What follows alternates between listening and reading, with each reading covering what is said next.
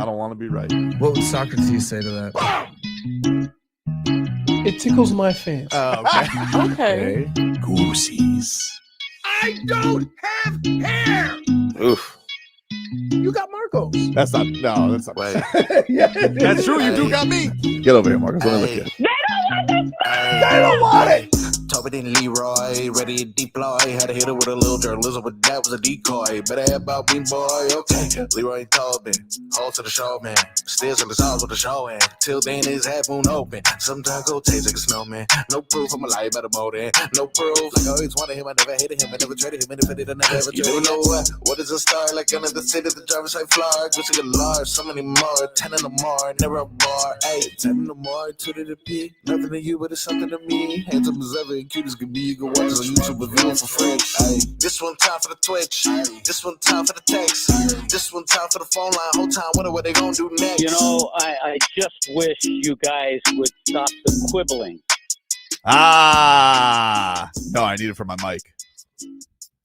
Mike is blue chew in a serious way. Oh, my goodness. Falling a little flaccid over here. Welcome on in, everybody. Tobin and Leroy here with you on FM 104.3 WQAM. Hello, Leroy. What's up?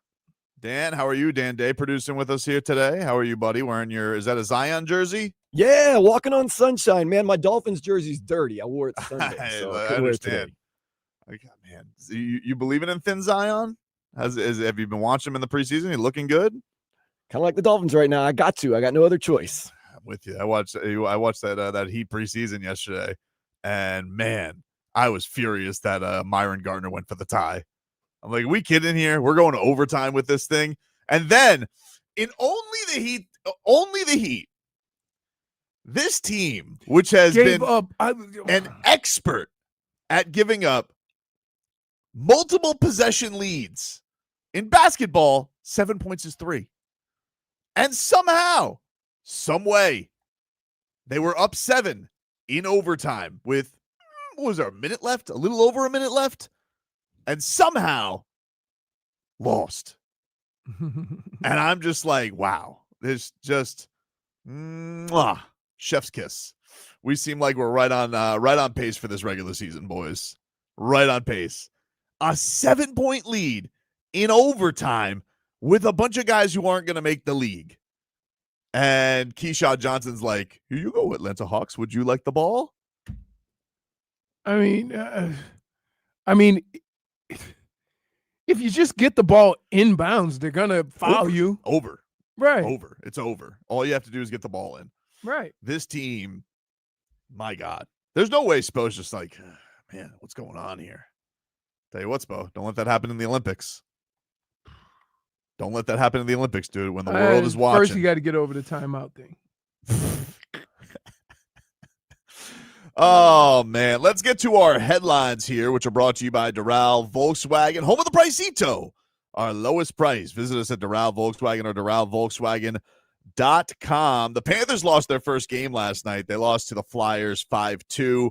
The Cats tied it up in the third period, and it was like, oh, the Cats are going to do cat stuff. You know, you got Sam Reinhart with the shorty, Sam Bennett tying it up, and then unfortunately, with about 5 minutes left, the Flyers were able to get the lead.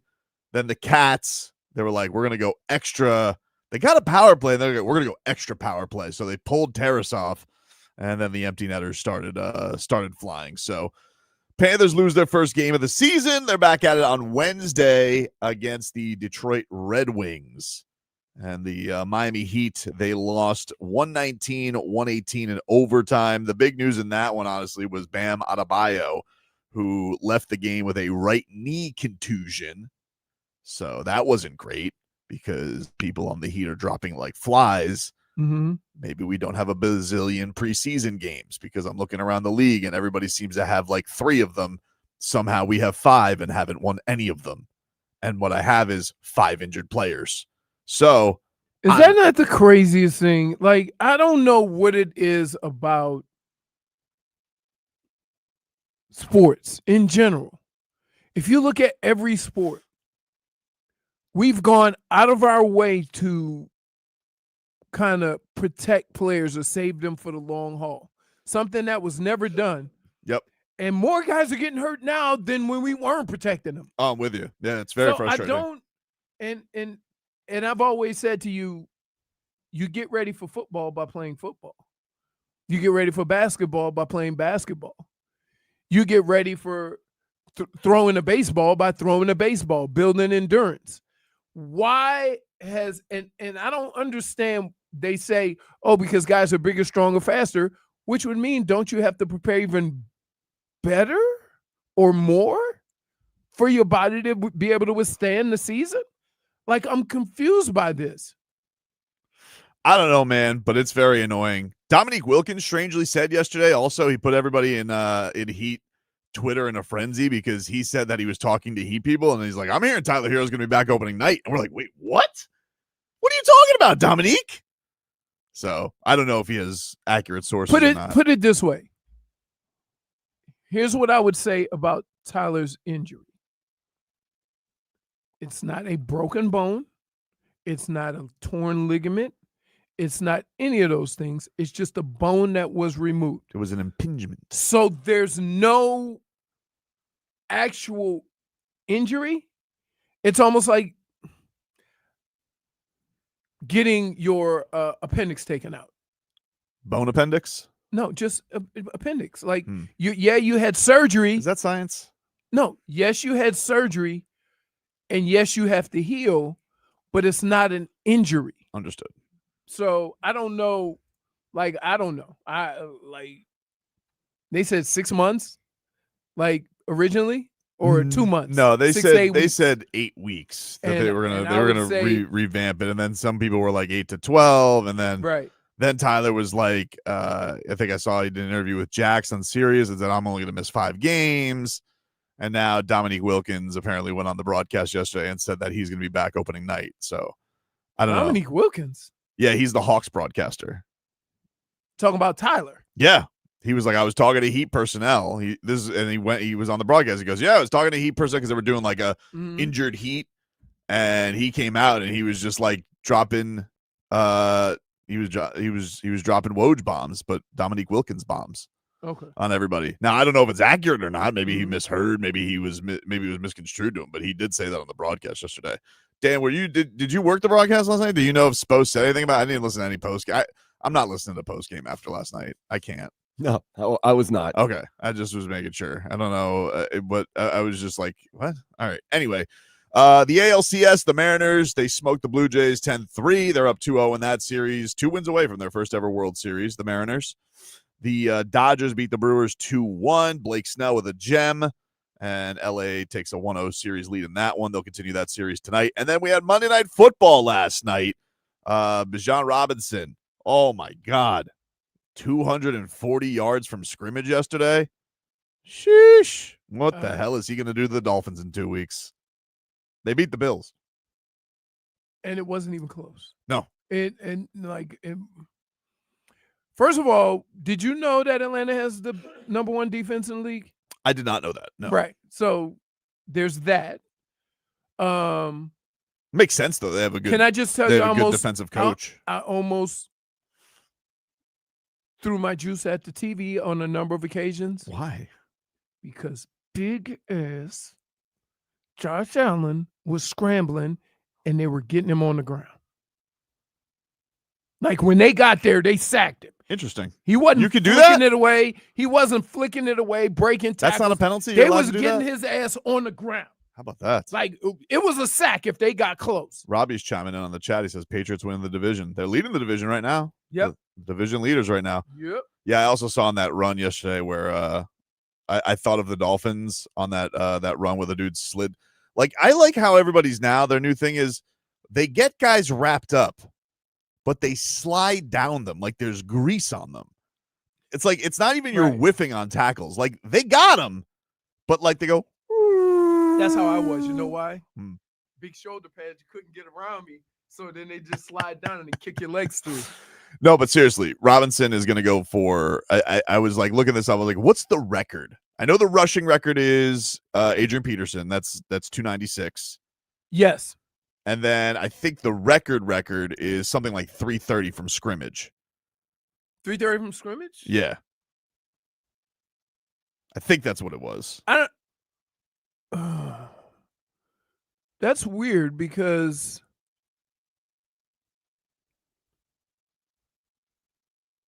I don't know. Obviously, that's not counting quarterbacks because quarterbacks are thrown for way over 330 yards. Yeah. It's No, been I'm No, talking it's a running because back receiver. then hasn't there's been a 300-yard receiver, hasn't there? Yes. Right. Yes. Dude, that's just sprints. 300 yards receiving? You went out. You could have the IV on the sideline. You went to practice and did some sprints.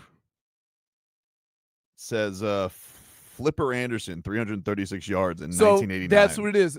He had receiving and rushing, and he's a wide receiver. You see what I'm saying? Mm-hmm. Which makes it weird. I'm like, you immediately think running back, but if you run it for 296, you're probably not catching no yards. The point is, Bijan Robinson may be on record watch when he takes on the Dolphins. He's basically, here's what he Or basically Bijan, is. sorry. He's a thick H-hand. He's H-hand, but bigger. Moose. So the Falcons won, and then the Bears, they won yesterday. They came back to beat the Commanders. You know what's bad about this year? Hmm? Football is upside down, right? All the teams we thought were just going to roll and dominate or whatever, they've been taking it under the chin. And the teams that you thought absolutely are going to suck, right? Some of them have been halfway decent. Right. Still a long way to go, right? But what the Patriots have done, when you look at the Bears, you look, how in the hell is San Francisco doing it? Right. Right. Like there's a few teams that Pittsburgh, you can always here. I don't care who the players are, as long as Mike Tomlin's the coach, they're gonna be in the mix. At the end of the year, they're gonna be one of those teams, either have a playoff spot or shut up. Is that you taking credit away from Aaron Rodgers? No. A little bit. No, I'm not. Kind Did I tell a lie? No, you didn't tell Okay. a lie. Those are the facts, but it kind All of right. feels like that's what you say no matter the players, but you know. I mean, last year they had Russell Wilson and Justin Fields as their quarterbacks. Right. He's just Right. not very fond of Aaron Rodgers. I don't like his antics. Right. See, I love his antics, so got But both I sides of just it. more or less here's the deal with him. I just think 40, we want to make it like, oh, Aaron's gonna come save us. And I'm like, Aaron's 40. 40 gonna show up. And no. All right. And so they say, oh, you just don't like Aaron Rodgers. I said, no, this has nothing to do with it. Yeah, but I think I do think you're right. Like if you look at this has been especially the conference, it's been basically. Right. I mean, it's obviously been run by the Chiefs. Oh, let me not forget what the hell is going on in Baltimore. Baltimore's terrible and injured. Why did we think Cincinnati was going to be there? Like Joe Burrow. what? Okay, but Joe, even when he's there, they can't stop anybody. They're dangerous when he's there. Tell me not. They can't stop anybody. Tell me not. Dan would hear you a lot better if you speak into the microphone. I am. That's at the window. That's a soundproof window. I am. No. I like looking at people when I talk to I understand. All right. I need to get him like a headset, Dan, that just follows him. That's what I would. Really? He's the first person in studio I need to get a headset Or for. you can turn my little Hmm? thing up like I do at home. I finally turned up the You figured out how to put up the game. I'm proud of you. yeah. Well, everybody say I can barely I'm hear just you. protecting you. I'm like my lips are on the mic. I understand. It was your game. You're right. Yeah. Which means this is very nice. Talking to the mic, not the window, you idiot. Good morning to you too, Stephen. Like, jeez, that's like All right. Well, we'll take a break. Mike McDaniel, not too pleased with Tua. Back after this.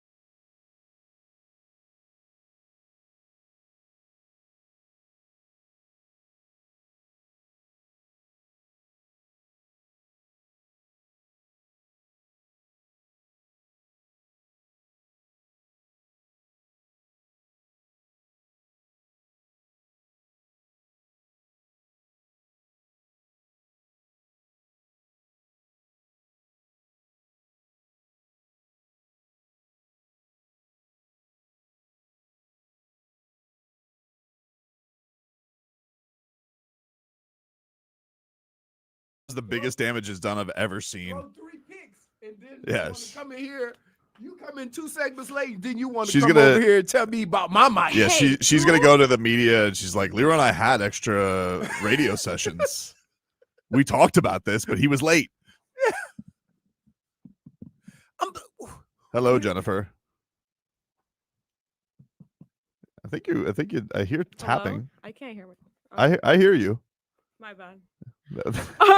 That's a minus one for myself. She's like looking at Dan and she's like, Oh, like so wait. I didn't hear anything. you giving me technological advice, Yep. and technology is kicking your ass over there too. For technological snafu. He hates us. I don't think he does. I think he likes it. I think he likes it, man. Let me say, do it with a little more. Could you Pizzazz. please, Mike, can you hit this for us? Well, hello, Jennifer. Hi. How are I you? know. There was some Not well. there was carnage the on city the of Grattan. Miami.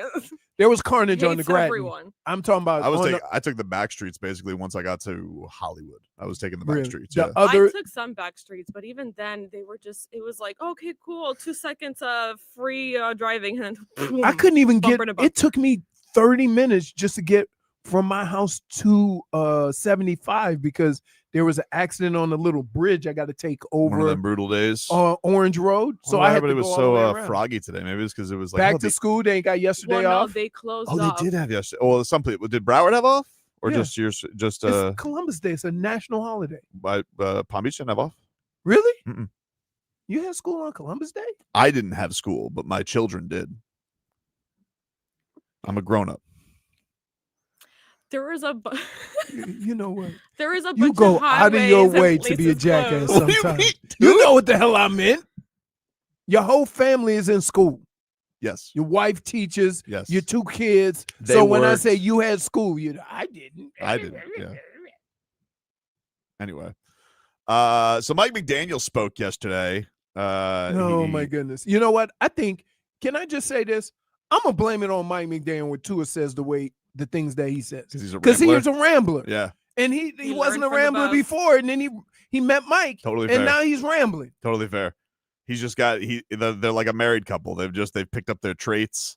It's too they're too similar. But here was Mike McDaniel. He was like, yeah, you guys kind of got me after the game. I didn't hear the comments, and so now he's not happy with the comments with the whole Tua meeting gate thing. Well, I mean, now that I've heard of them, you guys caught me before I heard them, so it was kind of like, I mean, it doesn't surprise me whatever reaction. I think, regardless of an intent and what was on to his mind after a loss as the franchise quarterback, that's not the forum to displace that. I think he knows that now. I do honestly believe it was not. There's no ill intention, but you're talking about I think kind of a misguided representation of player orchestrated film sessions, and the bottom line is no one's going to be happy, and always is looking for reasons for failure to succeed. So you're trying to look for reasons that you can attribute to losses, and there's heavy as the crown of being a franchise quarterback. RVA Richie just had an counter during the entire exchange, but He's not done. no, he's not done. I haven't. That was only Apparently, half the there answer. was 10. That was half the answer. But My goodness. but yeah, he's obviously Trying not. to. He obviously has a lot of pissed off players about this, and he's not. He's He's he's what? like, hey, Tua. This feels like a post game, a post night FaceTime. He goes, "Hey man, what exactly were you thinking? Because everyone's pissed, and by the by, didn't do a great job describing of it. Because it kind of makes it sound like I don't know what I'm doing either. Do tell." I would say this, that the crazy thing about teammates is they know Tua more than they know the comments. And so somebody is going to make fun of him. Oh, I don't know. Yeah, they will. I don't know. It's not going to be like. It sounded pretty frosty to me yesterday, dude, with some of the players. No, I get it. But that's just how, like, you move forward. Somebody makes fun of him and you move on. Like, you listen, regardless of how bad or dumb or ridiculous he said was, regardless, you got to play the Browns on Sunday. No, understood. And you're all professionals, and they'll find a way through it. I do believe that. I believe that because I've been in situations where somebody said something and players were pissed off, and guess what happened? You score a touchdown, you have a great comeback, everybody kumbaya. You ain't got to hang out off the field. You ain't got to go hang out on the boat. You don't, you because they made such a big deal of that in the offseason. They were like, we're hanging out. We're the best of friends. But so we have the best chemistry. That's all we heard. Though. If that is the case, then you shrug it off to somebody saying something stupid, and not a person putting it on them. Here was more of Mike McDaniel saying Tua did reach out. Well, what I do know is that he's directly communicated with a lot of guys, starting with last night, and that's what teammates do. And you live and you learn. And ultimately, I look at it like everything else. There's no ifs, ands, or buts about it. Accountability and our team's performance always lies squarely on my shoulders. So we know that as well. But the focus to beat the Cleveland Browns and fix this, fix what we need to get fixed in our game to go attack the next opponent. There's nowhere in that lies anything but focus on what we can do individually and how we can attack this work week. And everything else is not leading us into the direction of solution. Yikes. Okay. What? I lost. I got lost. It's understandable. Look. What I would say is the best thing that Mike McDaniel could have said was this. As a leader of the team, when you do something like that or say something that's that ill-advised, you fix it. Mm-hmm. I don't know what that entails. I'm gonna keep it in house. I don't know what Tua did, but as a leader, he's got to fix it. What would you want? Would you want presents? Huh? What would you want from Tua? No, to fix it. First of all, let's start with the basic fundamentals of making a mistake. Guys, what I said was stupid. I went too far. In no way, shape, or form am I making anybody else on this team any less or more responsible for what has happened on Sundays than me. Mm-hmm. And I don't want anybody to think that. I said, so. Do you think he comes on Wednesday with a prepared statement for the media? No. I mean, he can't. Here's why. Because he's never done it before. That's what I'm saying. You can't all of a sudden you go think about. You think he should let it rip again? Let it rip. Anytime he lets it rip, something bad happens. But here's the problem. He needs a teleprompter. Here's the problem. And here's the problem with all of this stuff. You know what the first thing everybody's going to say? It's not sincere. If he what? If he doesn't shoot from the hip? If he reads something. I don't know. That's what people are going to say. He's in a no-win situation. Who So just go up. Listen, if I'm going out, however I'm going out in life, I'm going out being me. Who can he speak to about this? Can he talk to like Chad Pennington, like boring QB talk? Who can he just go to and be less stuff to her? I think the most important thing that I heard about Tua is that I think at times, and this happens with people, they're tone deaf. Like they know what they want to say, they know what they want to relay. So they say it the way they want to say it without thinking of the ramifications of how people are going to receive what they're saying. They only look at it from their perspective and what they want to say. Here's the thing, though. There are also times when people go to the media and they just want something out there because it's really bothering them. Even when, because in this situation, he wasn't asked anything that pertained to this, which is what made it weird. Right. Mm-hmm. And so, call that dry snitching. Yeah. And so, like, that's one of those things where, like, you just ask a question and it had nothing to do with what you asked at all. Yeah, that sounds like his coach. You know? Yes. Well, that's just everything he has is just how he is.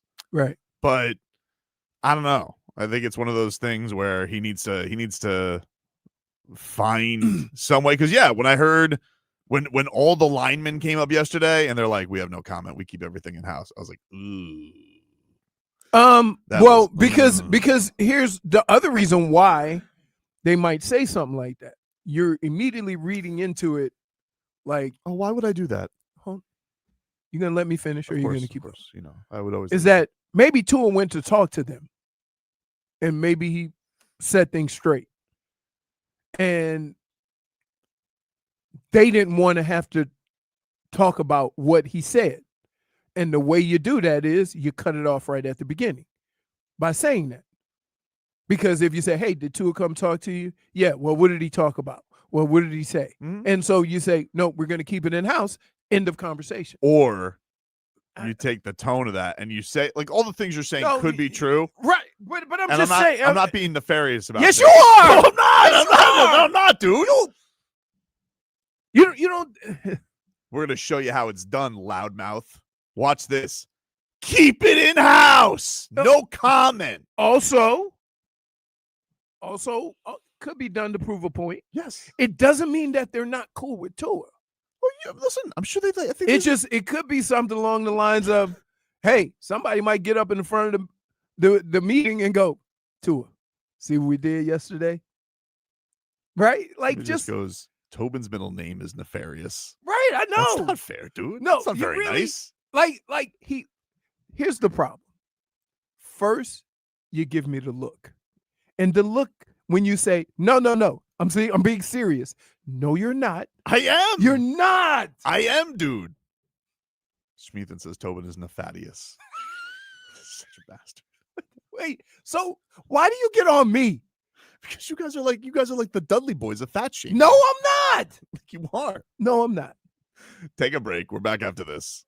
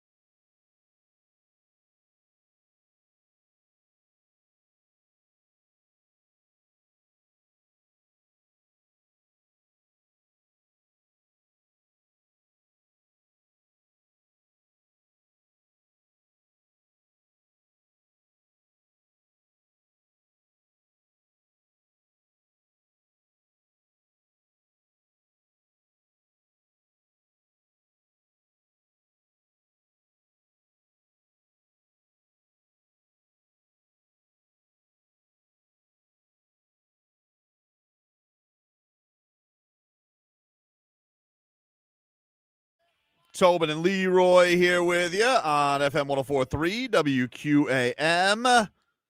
Take you guys up until 2 here on the show. We're streaming live on YouTube and Twitch. 104.3 WQAM on YouTube. Miami 104.3 WQAM on Twitch. And you guys can get us there on the chat. Hey, Leroy, can we get a weather update from Chill Zone AC? Feature the reliably rude AC systems. Make your AC great again. Visit chillzoneac.com. Over to the Windowplex. I tell you what, pleasant morning again.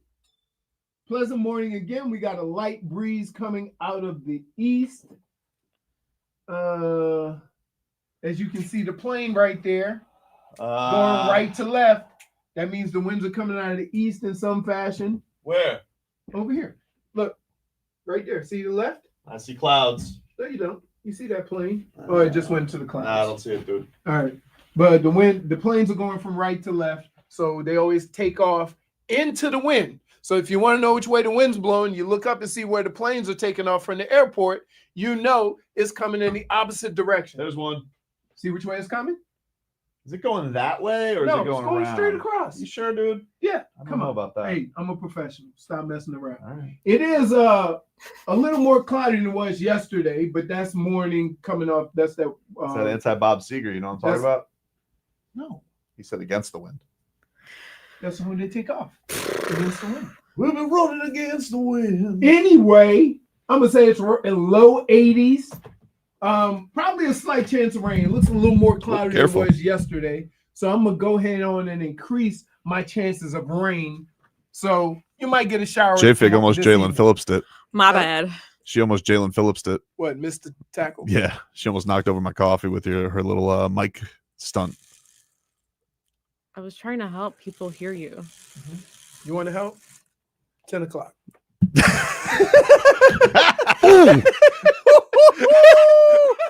Wow. Don't leave. That was good. Point for Leroy. Wow. Keep it up. Got him. Yeah. I just learned what gaucho was. Shoo. And I am excited. Al Macco says, just turned in and saw Leroy standing up, thought he finally snapped on Tobin. I feel like we're off to a good start today. You know, nobody's calling out each other for meetings, you know. I am wondering about this tackling thing that's going on around the league, though.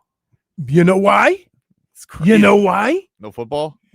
You're not playing football. Dude, what did I tell you? The hardest thing to get ready for in football is to tackle and be tackled. You have to know how to fall. You have to know how to be tackled. You have to get an idea of, one, how many, what guy's trying to yank the ball from you. That's things you all get in the preseason. So all these guys that get put on the shelf until the season starts, and then you're wondering, oh, you got thigh bruise and this and that, because you never been hit. You ain't played football since last year. What the hell you think is going to happen? You ain't played football in 6 months. A lot of slipping down, guys. You got to, yeah, man. You think Jaelan Phillips has gotten over it yet? What? The play. No. Dude, I'm telling you, I still remember almost every bad play I had in my life. Man. All of them. Fumbles, everything. Because football, and I try to explain to people, of all the sports, football is the most negatively reinforced. You think he's nice to his cats, or you think he takes it out on his cats when he gets home? Nah, you most players do a good job of leaving it at, which was what Tua was trying to say when he said, I go home and watch cartoons with my kids. Right. It came across like I don't give a damn about football, but we knew what he was trying to say. Mm-hmm. But yeah, yeah, man, I remember I want to say my last game of high school, it was 4th and 1 and I didn't get it. C. Dallas says it's Tuesday. I'm sure it's still on his mind. I know. Well, that's what I'm saying. I know they always say 24. They say 24-hour rule. No, but here's the problem. I feel like that's a 72-hour play. No. Here's the issue. You ready? Run it back. 24 hour. It's 24-hour rule. Yes. You watch film on Monday. You go at it on Monday, you get a little run in, and then once you leave on Monday, then it's over. That's the 24 hours. But Tuesday's your day off. Okay? And on Tuesday, you ain't getting ready for the Cleveland Browns yet. You ain't even talked about the Cleveland Browns. You still got that stink from Sunday on you. I feel like Jaelan Phillips has the hoodie up when he goes to Bolay the next day. Bolay, he need to go somewhere else because Bolay got Olay in it, and that's what's happening. Got an order for Jaelan. Anybody? That's not how that place works. How does it work? It's No. like a Subway's, but it's like bowls. Right. Yeah, You're- but you they can pick up orders. No, but they just put it on the little thing Do right they? there. Yeah, You- I haven't been to one in a while. I'm in and out on Bolay because sometimes It's like Fufu Chipotle. I'll don't call, like bowls. I know, I do. I'll call and get your little bougie bowl, Mhm. and because Mel and Rebecca like it, so I'll get it and I say, yeah, I'll go pick it up, and then they tell you what time to pick it up. Can I ask you a question? Can we have What? a trust tree? I know this is 2025. We're trying to advance as a society, and I don't mean to be sexist here. Right. Any guys like Bolay? Like I don't know. legitimately. I told Like, you, legitimately. Rebecca and Mel like it. Yeah, I know. I 'cause learned my of that my place wife. from my brother. Yeah, So okay, is that true? Yeah. Okay. So I had so no idea. anyway, I go there, and they say pick Dan, up. you like Bolay? I don't know what Bolay is, so you got me. It's Right. literally like what I said. It's you It's go foof. in. There's like a whole Yeah. setup, like a Subway's. You walk in, you order what you want in Yeah. your bowl, and then that's And what feel you like it's pay. I supposed to be healthier. I just feel like it's ponytails and yoga pants when you walk in there.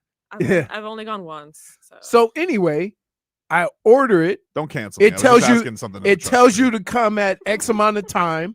I drive all the way over there. I go to pick up my food. It's not there, and they go, "Oh, we got busy." I said, "So I shouldn't order and pay up front. I should just come and wait in line because they get priority service, right?" And the lady's like, "Well, we'll be done in a second." I'm like, "You didn't answer my question.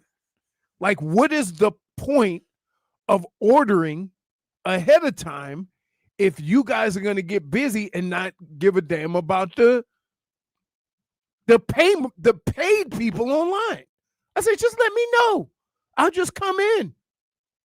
Are you still laughing about Bolay? He is truly the worst human to deal with. Really? Did what I say not make any sense to you, It made sense. jackasses? Why am I laughing? Because you know what I'm actually picturing? I'm picturing like Jaelan Phillips goes to a Chipotle or whatever establishment, and like he gets his order and he goes, "Hey, I appear to be missing something." He goes, "Oh, didn't finish the order." Were you the one behind the counter? Because it sounds exactly like something That's you tough. do. That's sorry. Almost kind of like not finishing a suck. Anyway, here's the rest of your order, Mr. Phillips. I tell you who I would immediately go and try to get. Hmm? Bill Callahan. The O-line guy? Yeah. No, I don't- Not to be head coach. just to be the O-line coach? Dude, I don't think there's any help in this crew. I'm telling you. You did see the Titans O-line, yeah? Huh? You did see the Titans O-line, yeah? It was rough. It was rough. I also saw that Cam Ward had a story come out, but it was quotes before the coach got fired. I'm like, oh, that's a tough look. Because he's like, once I play the way I want to play, this league is bleeped. I was like, oh no. Right. They got him.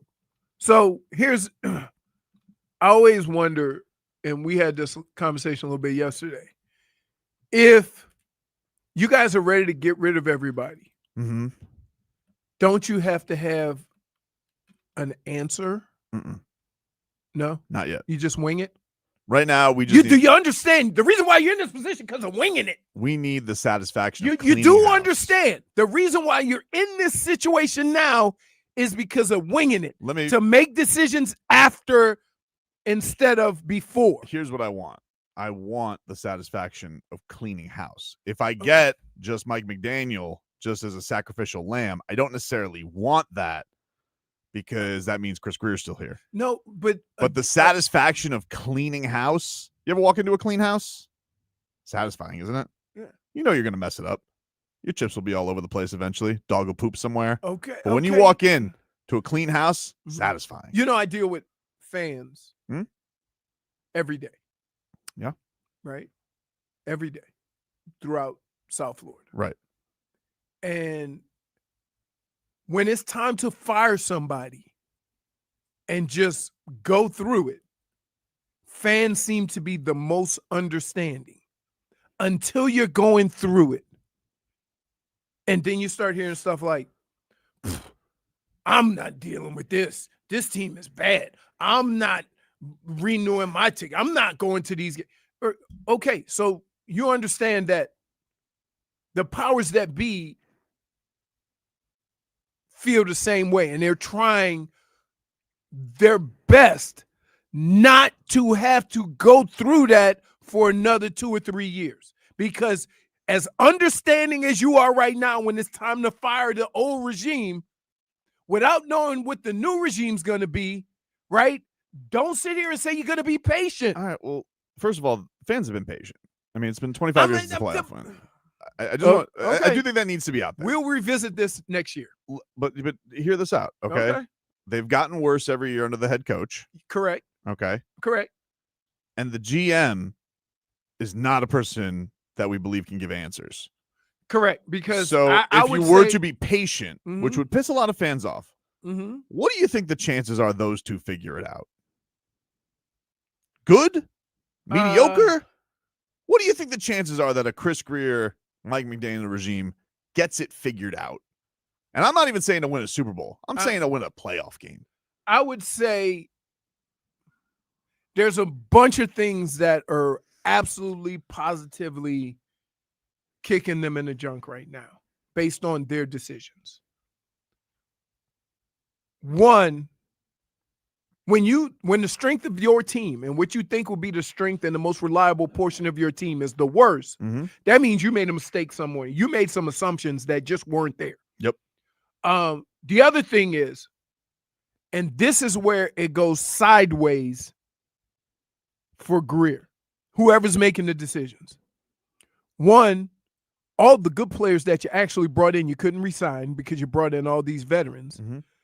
Two, now that you decided to go in a different direction, it puts more pressure on your draft picks, and you don't have the patience to wait it out.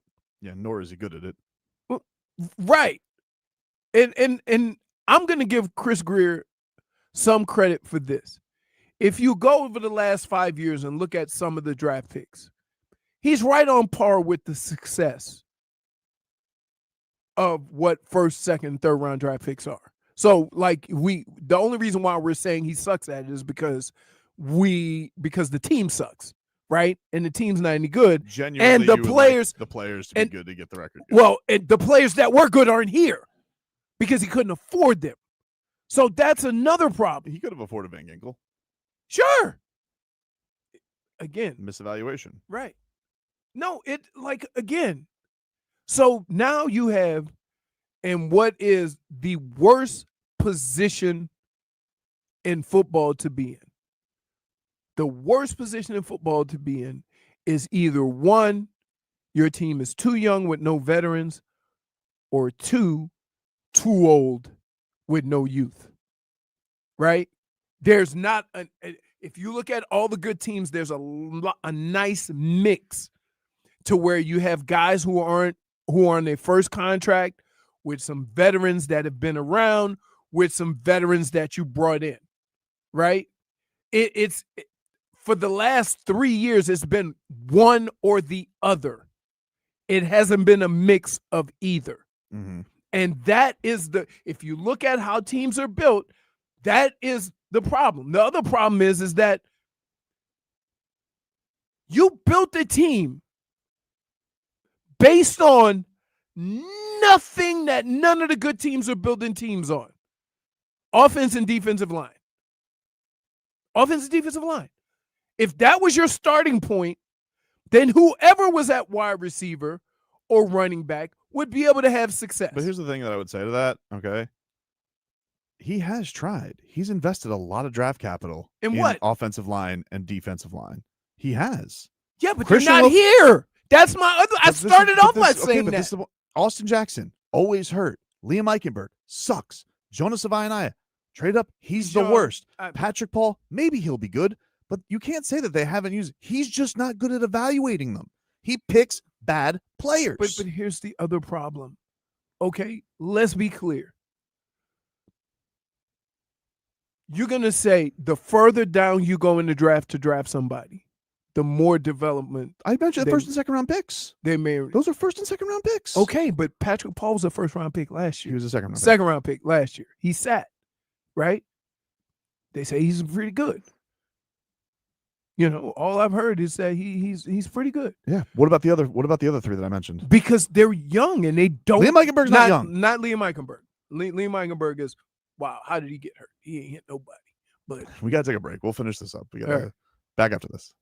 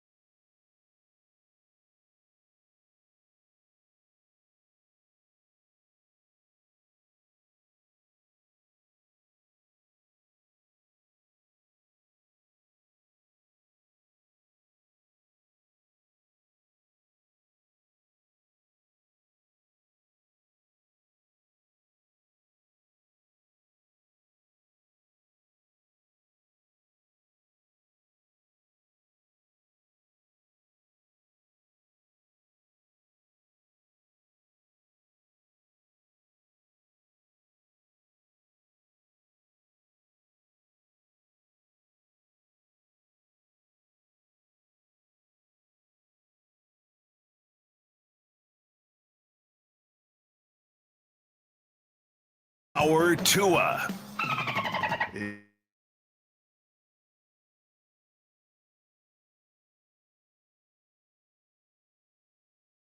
Well, it's suspended. It's suspended. That's okay. That's what happens when. Wait, did Tua get canceled? Our Tua. This was before last week's. It was after week 1. We suspended it indefinitely. Outrage. And he only had a chance for an appeal. So yeah, no our Tua. Dare I say you guys are rats off a ship? JFig's been very stark on it. So I mean, I tried. I'm not being lenient here. I can't even hear it. So Yeah. it just offended me hearing it. I know it's not your fault. It's not your fault. It's not your fault, Dan. But it's yes, that is it is officially on indefinite suspension our Tua for right now. And maybe even long. I think the comments may make it longer. It may make it longer. I don't know. I'm not quite certain yet, but yes. Anyway, headlines are brought to you by Doral Volkswagen, home of the Pricito, our lowest price. Visit us at Doral Volkswagen or DoralVolkswagen.com. Panthers lose last night. The Sams, they scored. Bennett, he tied it up. God, he's cool. First goal of the year for Sam Bennett. Daniil Tarasov, he was between the pies. So Bob's still unbeaten. I imagine he'll be back at it against Detroit, although I think they have a back-to-back, so Tarasov will be back in there. Tarasov looked okay. It wasn't on him. They pulled him late. He's young, big. What is he? How young is he? How old is Tarasov? Let's see. He is 26. Oh, yeah, is he young? 26. He's about a year older than Knight. He is the son of Bob's idol. They were like doing the split screen yesterday. He was, it was funny because they're born in the same town, but Bob was born in that town, USSR. He was born in that town, Russia. Because they're like 10 years apart. Okay. Crazy. But anyway, Cats lose last night. I think they could still win the championship. I think I'm confident in that. I still believe in the Cats. I mean, I didn't like Frog Boy saying it was a mush, by the way, yesterday. I didn't like that. That's at best a mush misdemeanor. That wasn't mush behavior. What is a mush misdemeanor? Like there's mush felonies, which are like full blown, like, whoa, you mushed it there, dude. And I went on Twitter yesterday because I was watching the Heat game, and my God. When they have found in the last 2 years the most creative ways to spit the bit. Yep. I don't care whether it's postseason, preseason, regular season.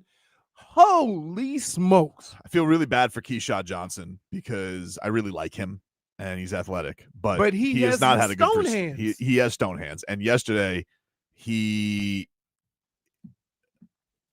what's the opposite of an inbounds play? Like he's just like, here you go, Hawks. And I was just like, all right, that wasn't great. He had a couple, and the thing that was upsetting about it, he finally got a couple of good plays. Like he kicked it to Ethan Thompson for a 3. I was like, great assist. Then he had a putback. But here's the thing. This is the thing where he had I don't know what's going on there. And maybe just athleticism and skill is just different because he's blown like 4 fast breaks. And yes. It's just been like, what? Like he should be tomahawking on these dudes. The crazy thing about it is we see this in all sports. He's an athletic freak,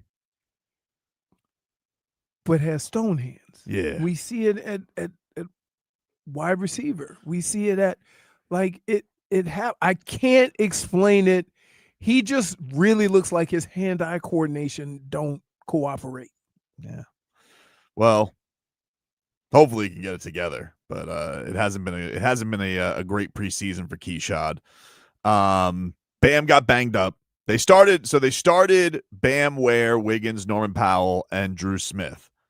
And so that's the most amount of regulars they have started in the preseason. Mm-hmm.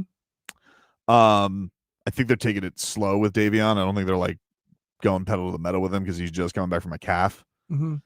But Leroy, they played against like the Hawks G Leaguers and they got down 14 in the game. I was like, ugh. Let me ask you this. Mm-hmm.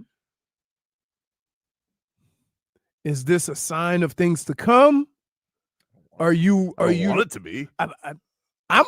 It's not your job to want it to be or not want it to be. I want the Dolphins to be 5-1. I thought it was. I want Michigan to be top 5.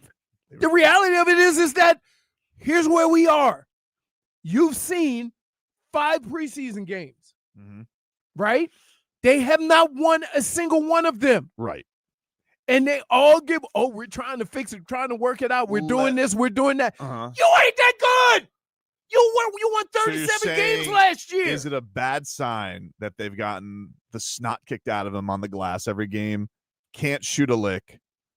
They turn the ball over like crazy. I gave a +1. I'm very hesitant to give them a +1s.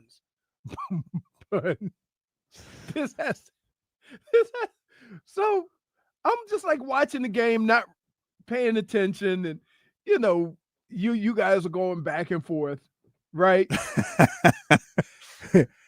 Eric Reid left with kaboom blue balls tonight. 3 for 30. And I'm like, I don't know what. Well, he said on the reason I texted that to you that Eric Reid had kaboom blue balls is because he said they kept putting up threes and they kept missing. He goes, man, been dying a kaboom all night, Crotty. So he said it, and I was like, I think Eric Reid's got kaboom blue balls because the Heat was 3.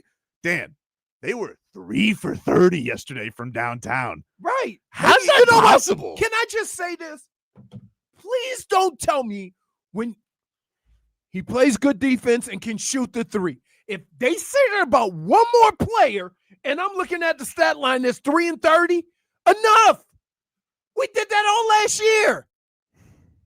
You know who can shoot the 3, right?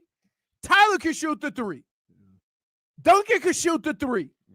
Everybody else has made threes, but aren't known as 3-point shooters. Stop it. I'm pretty sure that Norman Powell made 2 of his first 3 threes. So I think that means they went the rest of the game in regulation. 28. Yeah. And then they made 2 threes in overtime and still lost. But Dan, 3 for 30. Again. How do you do that? Shooting's infectious. Again. No. Dude. So is COVID. Yeah, and when you're around people and you see it and you catch it. Oh, so you saying once those bricks started going, they all just got some putty and started. I don't know. But listen. We have said this for the last few years about guys can play defense and make a 3.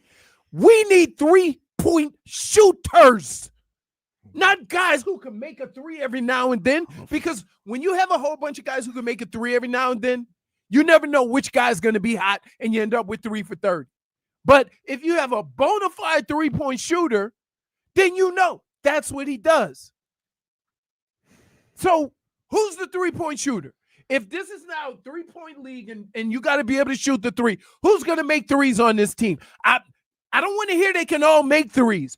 Who's going to be your 3-point shooter? The only guys I really trust to make a bunch of threes in a game on this team are Tyler, Norman Powell, Nikola Jović. Everybody else kind of spotty. Right. And Kalel scoring. Well, this is the thing. Kalel, that's actually one thing. It looks like he's actually fixed something in his shot. This may be just a hot run. I mean, he shot terribly last year. But he's been cooking. Well, the crazy thing is I knew he was tall before, but I really knew he was tall when he did a shimmy shake turnaround 3. Yeah. Right? I'm like, now you got some range. So SDI's killing me. He says, but Tobin was excited about Precious Achiuwa. Oh my goodness! He said, "I'm telling you, wait, listen. If you mention Precious Achiuwa one more time with the stump, the hands, right? If you say his name one more time and say, glad we got Precious back, it's go time. He's a good rebounder. It's go time. He's a good rebounder. Yeah, but he can't put it back. He airballed a runner. Right. I didn't know. He's 6'8". He finger rolled it and missed everything. Oh, no. He didn't. He just went. Oh, he tried to and it missed everything. And I was like, oh, no. SDI says, wait, a team with minimal talent isn't good. Breaking news. I think they got talent. talent, dude. Really? Just Is gotta that come because together. you're a gotta Heat come together. fan? It just gotta come together. Is that because you're a Heat fan? It gives Do more they- time. Do they have talent because you're a Heat fan? Because if you were a somebody else fan and you saw this team, would you still say they have talent? They didn't have Jović yesterday. Okay, once Jović gets back, I'm telling you, once we got Jović back, he is. Al he Mackey is- said it. He's perfectly. the oil to the engine. Al Mackey said it perfectly. He is basically the polar bear, Nikola version of basketball. Al Mackey says he's got the motor skills of a polar bear. Dude, I'm telling you, like, dude, you understand how you celebrated. I said, Bam had some nice moves yesterday. I mean, he finished 4 of 11, but he had a couple of nice baskets. He had some Jimmy moves in him. I was like, look at him. I think the best Mastered the offensive pump. guy inside is Kalel. They get mad at him because he don't get Very no polished. rebounds. Very polished. He don't get no rebounds. No rebounds. It looks like he's getting Mardi Gras beads. He don't jump. He just goes. He's been doing better on the rebounds. I honestly have Has nothing he? better. Dude, they got out rebounded 1,000-2. Well, he was the only one getting them. Like, and you see Smoke getting irritated with him about rebounds. He's lashing out at him. Why are you getting mad at Kalel when he's the only guy that can get rebounds? You got a whole bunch of short guys in there. I said, man, Miami looks tall. Mhm. Then I saw Atlanta. Yep. There was And a their guy. average guy who just got here is 6'9", jumping, rebounding, shooting threes. Some guy came on the team yesterday from Atlanta named Lamont Butler, and Eric Reid said he came out on fire. And Eric Reid's like, they just signed him this afternoon. And I was like, what? Right. He's killing us. Right. If you know what we talk about, this guy, he's heat culture. If you mean heat culture gonna play a bunch of D and not make a basket, I don't know what. yeah, we got a bunch of those. I don't know guys. what happened. Adam Simon used to find shooters like you find loose change in a couch. He used to be able to just find anybody to come in here and shoot. And now we got Joe Dirt out there, and he's airballing threes. Oh my God, Joe, you're not lying. Oh, dude. Man, he looks like basketball Joe Dirt. And his hair is long with the little goodness. And Fontecchio. Oh, the gondola. Wait. See, I can't figure out because you remember Euro? How you was praising all these guys? We didn't have Nico last night, dude. What did you say about Fontecchio? Go ahead. Italian Duncan Robinson. Italian Duncan Robinson, right? He right now I take Italian Dunkin' Donuts. What are you talking That about? actually sounds good. Sounds great. Take a break. We're back after this.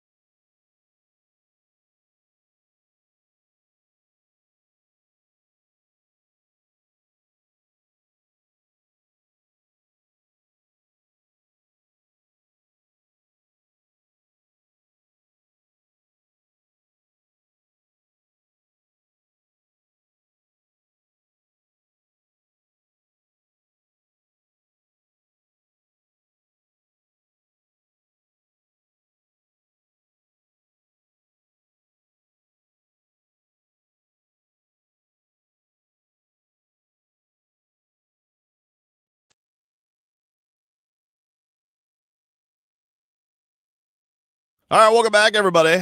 It is Tobin and Leroy here with you on FM 104.3 WQAM. Take you guys up until 2 here on the program. And Sports Talk on WQAM is presented by Paramount Plus. You can't count on much, but you can always count on Sundays with the NFL on CBS and Paramount Plus.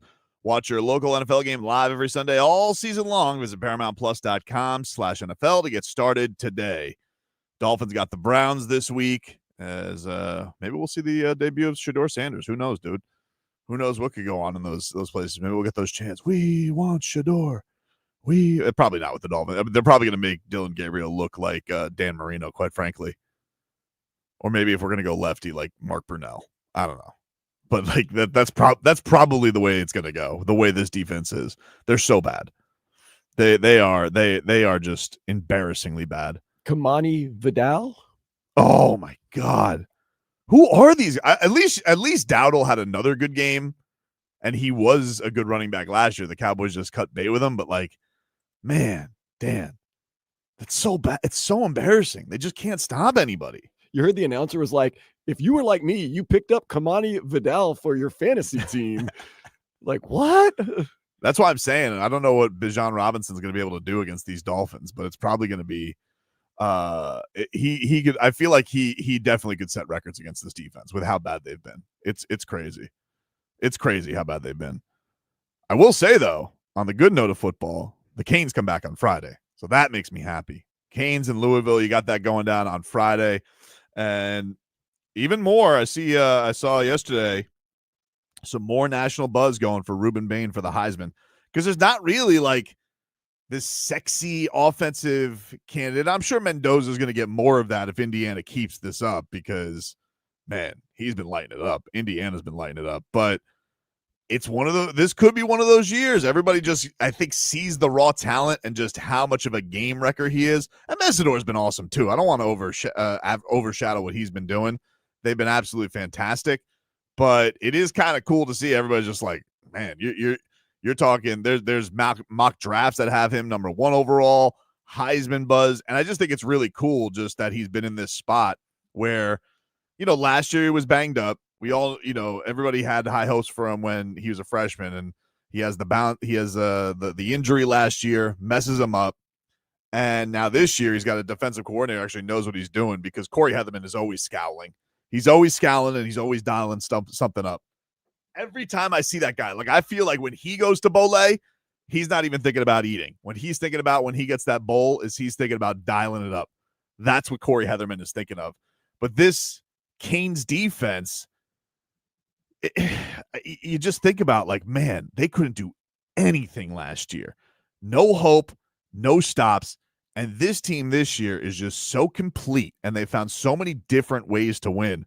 It makes you excited. And I don't care, this Louisville, I understand. Anytime you get into these ACC games, it gets a little crazy. They got the dude who was at UFC a couple of years ago, Miller Moss. Whatever, dude. I'm not sweating it.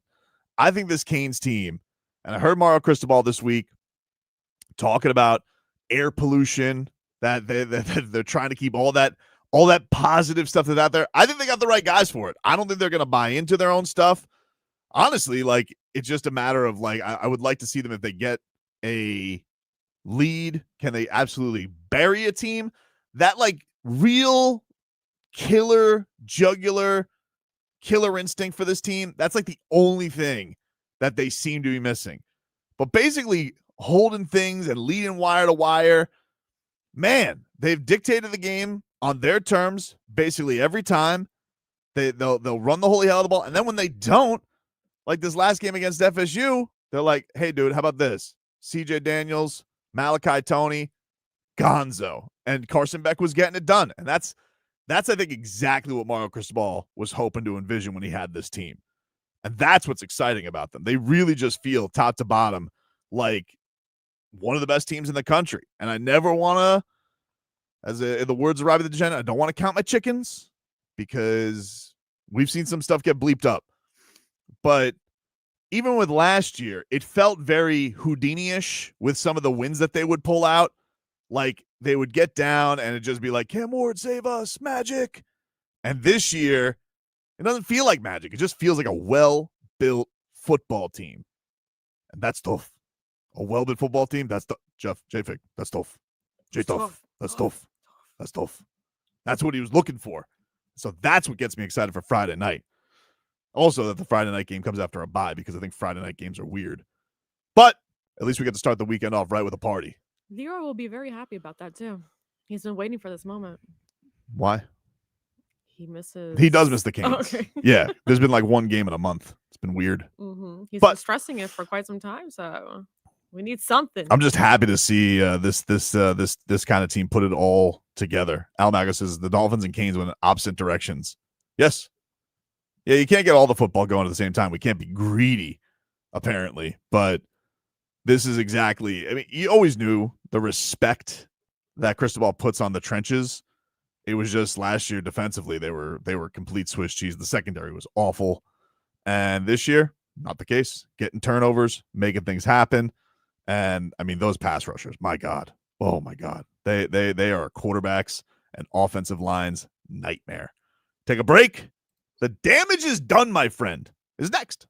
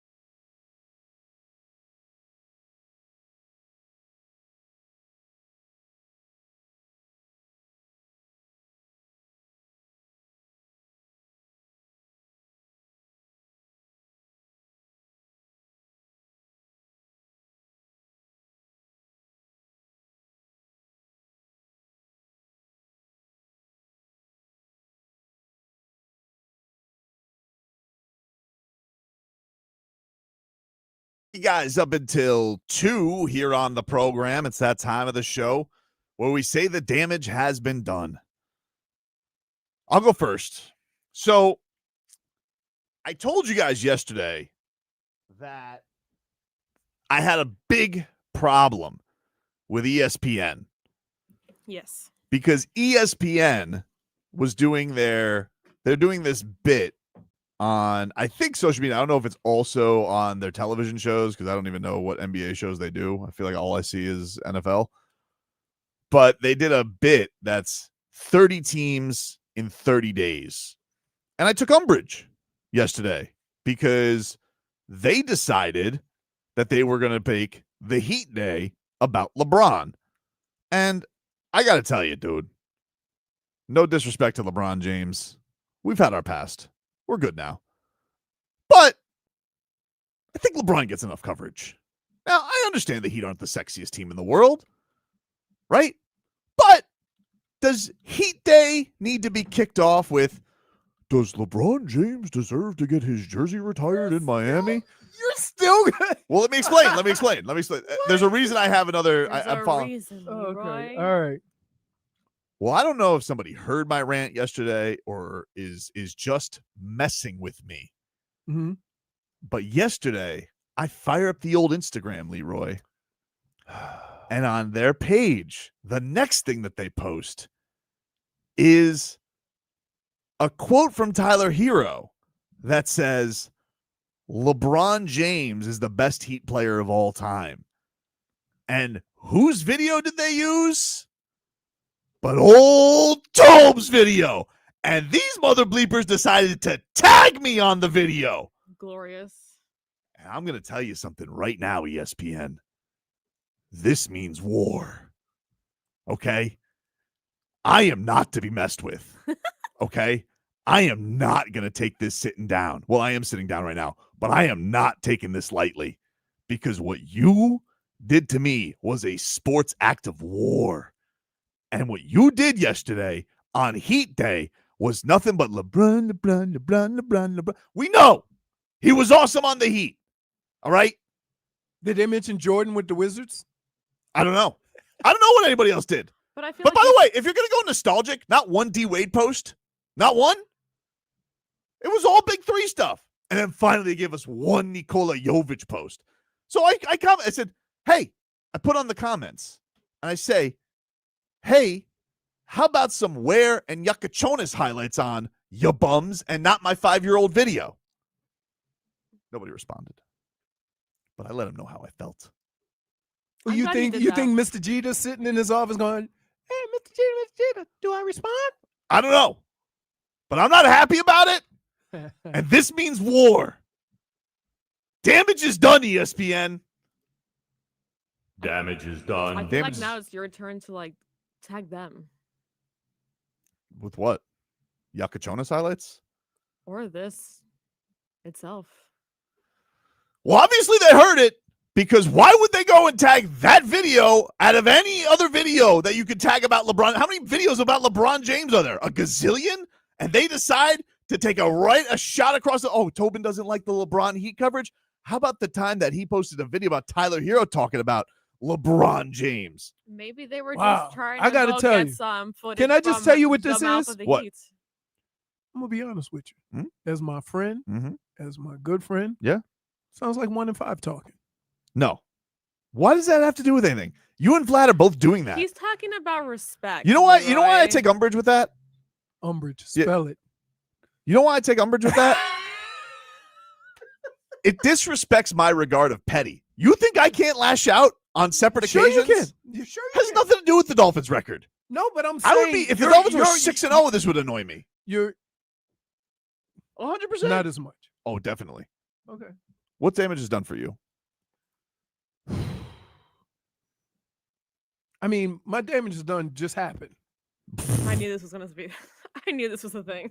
So I go downstairs to pick up our delicious empanadas, get the bag, and I'm pretty good with It felt like Uber weight, right? So I know what 12 empanadas feel like versus a couple.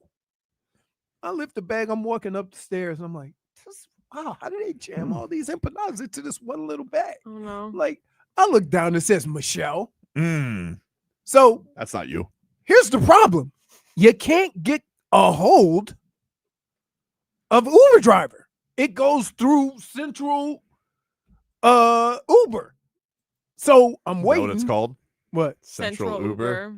Yeah. So like finally I get a Central call Casting. back and I'm like, hey, my name's not Michelle. And she doesn't really speak English. Mm. So she comes back. Now, me and Tobin had a conversation. He was spot on. Certified possum holder. She was? And she could put the jaws of life on that motorcycle. Right? Oh man. And so she smiled and said, excuse me, because that's the only word polite. she knew. That's just polite. She didn't know sorry. And so I was like, okay, no problem, because I hadn't even opened the bag. So we just Switcheroo. Wait, so switcheroos you up. got Leroy. But my Leroy. damage is done was that. Like, Damage is done, I don't my know friend. how I would reacted if she wasn't a CPH. Listen, I'm telling you what. Here I thought Soften that the- you went all the soften way the to blow. half moon like this. That's why you weren't here last time. No, I was looking feverishly for that motorcycle to come by. And then Yeah. you looked at her feverishly too. No, I didn't. Hmm.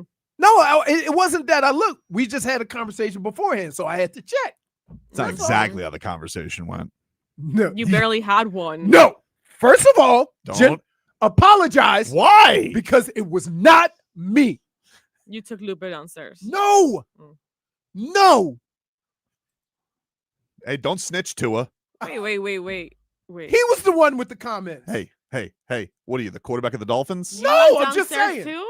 No, he wasn't down there. These were It was a Uber. scouting report. scouting Wait, report. because you saw her picture or something? No! I'm so Nah, confused we're now. just Nothing. guessing. He was guessing. So I had to look. Mm-hmm. It's not important. How about what damage is done for you? What the heck? Okay. My damage is done. Goes to myself this weekend. For Let me finish. Wow, jeez. I was gonna help you out with one. Nope, because I already know where your head is going. All right. And it's nothing compared to that. My damage is done goes to me following instructions on a popcorn bag. Okay, guys? Never did Like it. Insta popcorn? Yeah. Jiffy Pop? Like, what are we talking here? I don't know the name of it. I opened the bag, I put it in the microwave to the set time that it gave me, and I'm talking to my friend in front of the microwave, and I notice there's smoke coming out of the microwave. Uh-oh.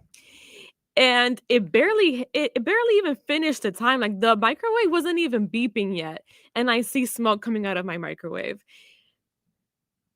That popcorn was not edible whatsoever. It turned black. It was Yeesh. gross. And my house till this very day still smells like popcorn. So the damage is done to me and the bag instructions. All right. Oh, so you're not giving yourself a damage is done. I gave You're two. blaming I gave the- two.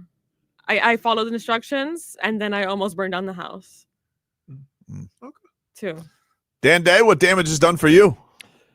The Miami Heat are 0-5 in the preseason. They have one more preseason game Friday, 8 o'clock against the Grizzlies. It's going to be on our sister station, 560 WQAM. Last night, Bam Adebayo had a knee contusion Not or a good. knee bump. The damage is done. Sit him out until the first game of the season against the Orlando Magic on the 22nd. There's no need for Bam Adebayo to go out there in a meaningless preseason game. And even if you do win the game, preseason sucked anyway. So the damage is done, my friend. It has not been a fun preseason. There's nothing I can say that is a counter to that. And if I may, what's frustrating, not saying this is how this is going to play out. You're seeing the same problems they had last year.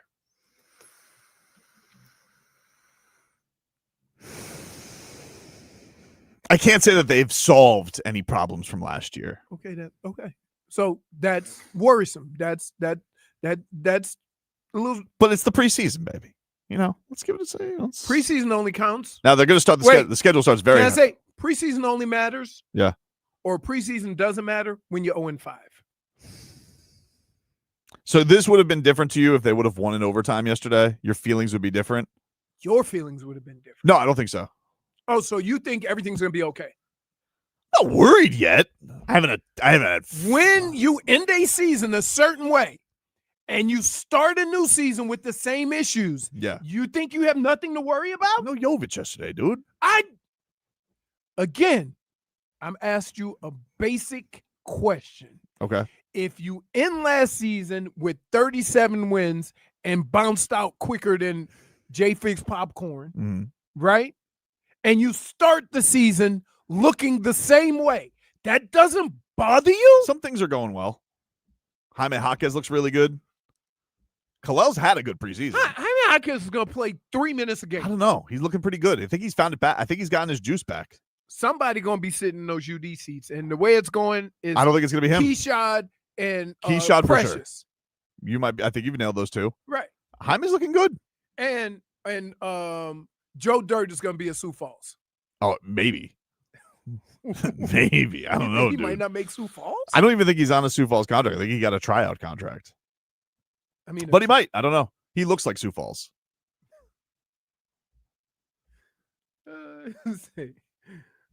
Look, can they shoot a lick? No. Okay, the same problems as last year. And you're sitting there saying, no, it's going to be better. Same but different. If it's not better, shame on you for just assuming it was going to be better. I didn't. Shouldn't you be able to see some of You it? don't have Jović. He's the best player on the team.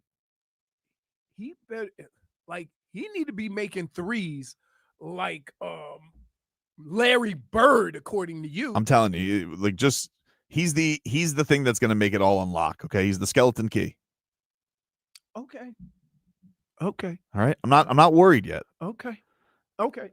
Let's just put it on paper as saying, if I see the same problems that I saw when the 37-45 team ended, and it seems like you picked up where you left off, I'm not seeing anything that would lead me to believe that you improved, other than no more Jimmy and no more drama. No drama, but no talent. I mean, don't say no talent. Who's going to make threes? Wiggins didn't have a shot going yesterday. Okay. All right. Okay. Tough day at the office from the 3-point. For 5 games? No, he had a good first game. That's what I'm saying. Like, they haven't really played together. You know what I'm saying, dude? You're searching right now. I'm not searching. Yes, you are. I'm not searching. Can I? What you fishing for? Preseason doesn't really start till the red, white, and pink scrimmage anyway. Okay, so can we? Are you going? I'm on the broadcast tomorrow. Oh my god!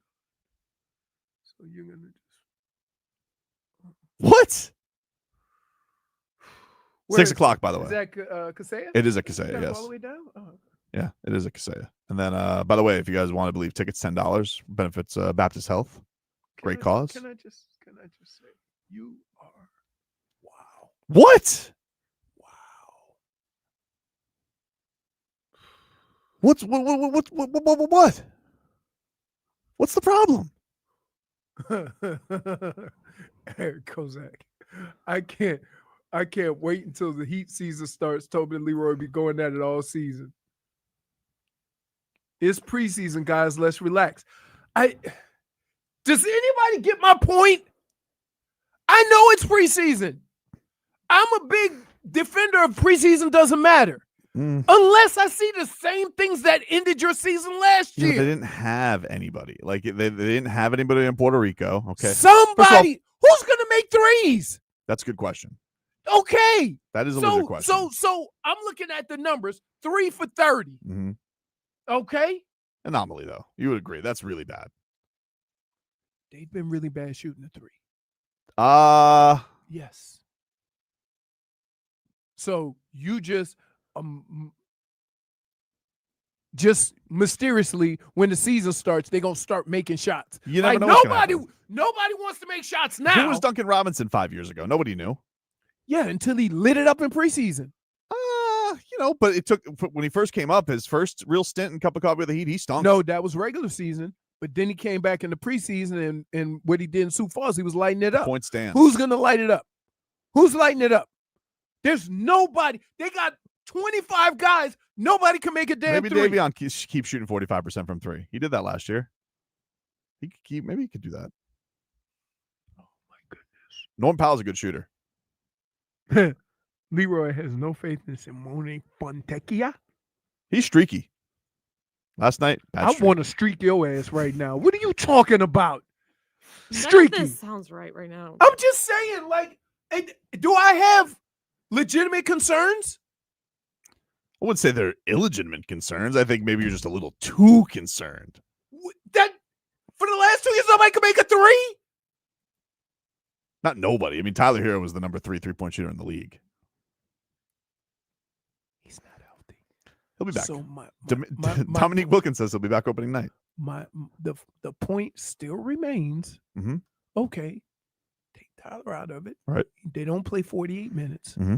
Who else is going to make threes? We got Powell. Powell and Wiggins, I think, can shoot the three well. But Wiggins is an okay shooter. Decent shooter. But the problem Nico. is we haven't seen it. Pella's not a good shooter. No. Jaime's not a good shooter. Precious. Nah. Let's start with the layups. I mean, do we need to? He need to play basketball with the football gloves on. It's okay. Do what you got to do to be successful. Somebody send him some Nikes. Did you hear? Did you hear that there's some more beef going on in the NFL? Woohoo! Your second favorite team, the Cleveland Browns. Oh, they beefing about whether Shedeur should be playing. Woohoo! I'll tell you about it coming up next.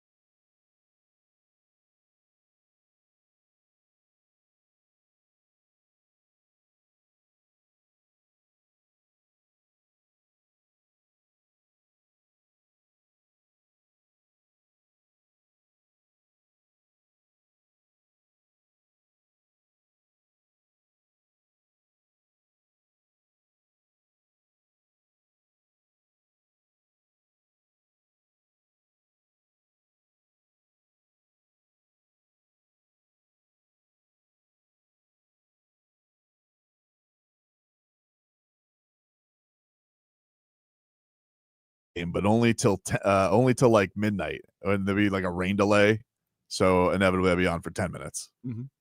Been there, dude. I've done a 4-minute show before.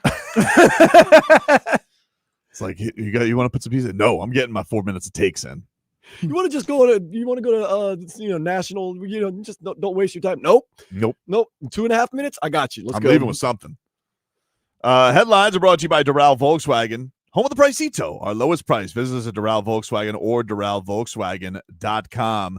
Mike Tomlin, he was taking some little shade at your Cleveland Browns, Leroy.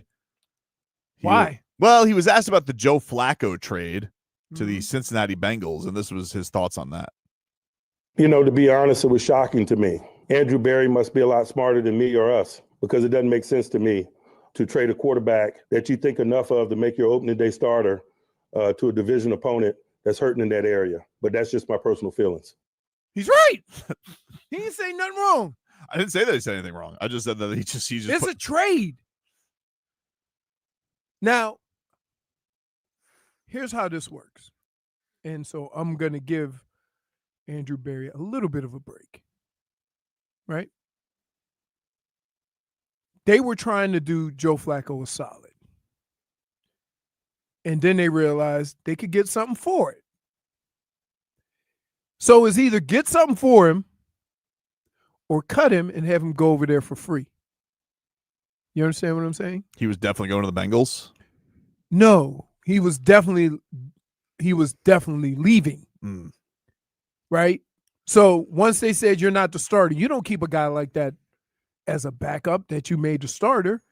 And so they probably said, hey, we'll let you go. We'll let you, we'll let you go. We'll cut you.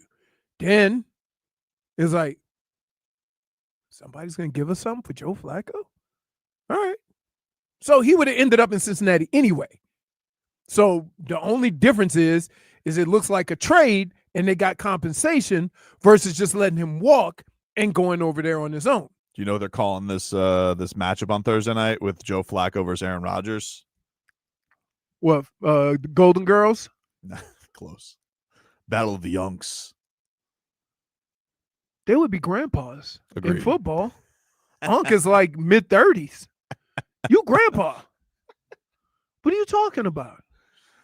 Oh, man. Like, this is crazy. They both gonna eat some Melba toast and tapioca at halftime. But I will say this. Aaron Rodgers is a lot more mobile than Joe Flacco. Yeah, always has been, though. Yeah. Always has But been. I would say the most underrated aspect of Joe Flacco is dude throws bombs. Yep. Now, the problem is, I didn't say he was throwing them to. Right? Aaron Rodgers is going to be more consistent. Mm-hmm. But I think Joe Flacco is more ignitable. It means that Joe Flacco will come out of nowhere and throw for 400. Right? And you're like, why did they let him go? And then 2 weeks from now, he'll throw for 120 and 4. That, like, yeah, I saw it with Cleveland. I said in Cleveland, I felt bad because I really do like Joe Flacco. He's a cool dude, right? He ain't never did nothing wrong to nobody. We just make fun of him. And I said, Joe Flacco is the equivalent to baseball when you say, we're going to have a bullpen game. Right? Yeah. But then just think about all that entails. Speaking of quarterbacks who turn it over, Mark Sanchez, he got released, got booked, and then he got processed. Oh, he just got released from jail. I mean, from hospital. Hospital. Then he had to get booked in jail, and then he flew home. I mean, wow. He had like the sling on. Says he focused on his recovery. You heard about his baby mama? No. She said what happened, no surprise to anyone. Really? Yeah. So when he says focus on his recovery, he probably is. I've heard some things. Yeesh. Yeah. Not for me to talk about it. But. Yeah, not for you to talk. I got you. I'm sure it'll get out there if it needs, if it does. Yeah. Well, and here's the other thing that I would also venture on to say. People that get in trouble that are in the limelight, after they get caught doing whatever they doing, whatever dirt they doing, the first thing they do is go to rehab. That's like the going thing. Oh, for sure. That's definitely going to happen. So it's hard to understand it. Does he really want to get help if he has that problem, or does he just want to look good when it's time to pay the bill? I'm sure that's got to be part of it. Yeah, I think you definitely got to do it for because nobody ever goes before they get in trouble. No, I mean some people do, but not people. But there's always a situation behind it. Right. You see what I'm saying? Well, I think too. There's always a situation with somebody. It may not be public, but there's always a situation with somebody or a situation that you got out of that scared the living crap out of you, and you're like, okay. He also was asked, like, do you want to say anything to the guy that you stabbed? And he's like, oh, he stabbed the guy. I thought he got stabbed. I'm sorry. Do you want to? Well, he did attack the guy. No, beat he him got up pretty stabbed. good, allegedly. Right. And he goes, alleged. Well, I think I still got to say that. Do you? Yeah. The guy stabbed him. I think I still have to say allegedly because he's not convicted. Okay. Correct. I'm gonna just say this: 2 guys in a what is it, dark alley? Yes. Right. One guy comes out with a little bruise, banged up. Not a little. The old man was no, he was beat up. Oh, really? Yeah. The other guy comes out with some knife wounds. Now, I know he ain't stabbed himself. I know the other guy didn't punch himself in it. So it's safe to say they got in an altercation. Still got to say allegedly. Okay. They allegedly got into an altercation. Still an investigation. So what did he say, though? Oh, we don't know the facts behind it. Oh, he said, so he was like, do you want to say anything to Mr. Guy that you got in the altercation? He goes, no, I want to thank the surgeon, who saved my life. I was like, see, no. Right. You know why you can't say nothing? Because sue. Lawsuit. He's admitting. It's like you would say, oh, I want to say sorry for, oh, yeah. And then we get in the court. Exhibit A, Your Honor. Boop. So you don't say nothing. And I don't like. Well, there still is no, that's the one thing is there's been a lot of video. There's no video of the altercation that has leaked yet, at least. Do we need an altercation? We got 2 bodies that show what happened. And apparently one didn't punch himself and the other one didn't stab himself. Shadow of a doubt, though. Crazier things have happened. True. Here, I promise you this. I promise you, this never makes it to trial. You might be right. We'll see. No. Oh, no. Ambago says there's video now of the altercation. Man, they're getting something out. I got to check that out. I haven't seen that, Al. I've seen the video of him like stumbling. I've seen the before. Yeah, I've seen the before and after. I haven't seen the actual altercation. I've seen all the angles of him stumbling. First of all, 70-some-year-old man sprinting. What world do we live in where a 70-some-year-old man got to drive a truck in the middle of the night? He was working. No, but that's my point. Like he should be, on the other side of that. Yeah, maybe. I'm not saying like there's anything wrong. I'm just saying. I hope that I'm 79 years old. I can enjoy the rest of my life. I think he probably thought, you know what? Don't have that luxury. He probably thought that's my point. Thank you. He probably thought in his years of life, maybe Leroy, maybe in his 30 plus years or 40 plus years of driving a grease truck, whatever it was, I would never be attacked by allegedly a former NFL player. Right. Is this real? What? Despite several warnings about your cloud account, it appears you haven't acted yet. No. Is this a text message? Please don't open that. Please don't do that. I think he just did. Just delete it. It's just delete it and report to junk. Yep. No, what did he say? Leroy, we're not as privileged. Why does everybody think I don't act like I'm privileged. Some people also like working. They don't want to Right, stop. no, I know. We'll take a break. We'll get back into the Dolphins, unfortunately. Mike McDaniel. Is he kind of leaking that he's tired of Tua's act? That's next.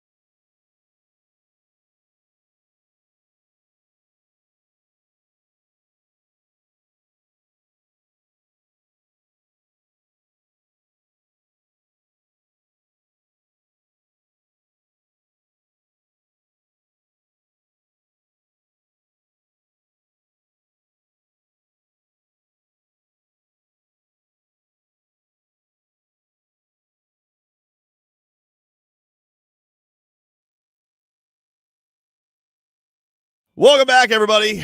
Let's get to a little 15 minutes of game day uncensored. Wait, why are you looking at me like that, dude? I'm not. Oh. Which is brought to you by the Lexus TX. Room for all your passions in 3 rows of luxurious comfort. Experience amazing at your Lexus dealer. How was the post-game show, Dan? How was, did you only had like an hour of fury? It was like a race to the finish, man. It was wild for exactly 60 minutes, and then I was gone. Man, were the calls? How have the calls been? Have they been as mad as they were? Because I feel like the most anger came after the ass kicking in Indianapolis. But this is how they start. They all start, and I'm surprised. Like, kind of even feel like, I'll tell you about today's game. And you're like, oh, maybe they're just, defeated. And then they just go off. And then the decibel level goes from, and if I see Mike McDaniel. Wait, that sounds like us. Well, speaking of Mike McDaniel, oh, come on. What? We got to hear some more. He's got lots more. Do we have to? I felt like this was him like a little bit annoyed. Like he's tired of Tua's act when he was asked about this. Like, see if you could hear where it is. No, it's like if he doesn't have enough crap to deal with, that's kind of where he is. Right. Do you worry, though, that stuff like this shows a deeper problem, or is this an isolated thing that you think just Tua misspoke or just said it in the wrong form, as you said? Or is there more to this potentially of any kind of misunderstanding within teammates, I guess? Well, I think that's a no, I'm not worried that when I say it's a misrepresentation of, I think, I don't want to speak for Tua. He'll obviously get asked about it and be very candid, but ultimately, no, I wasn't worried about the result of the game being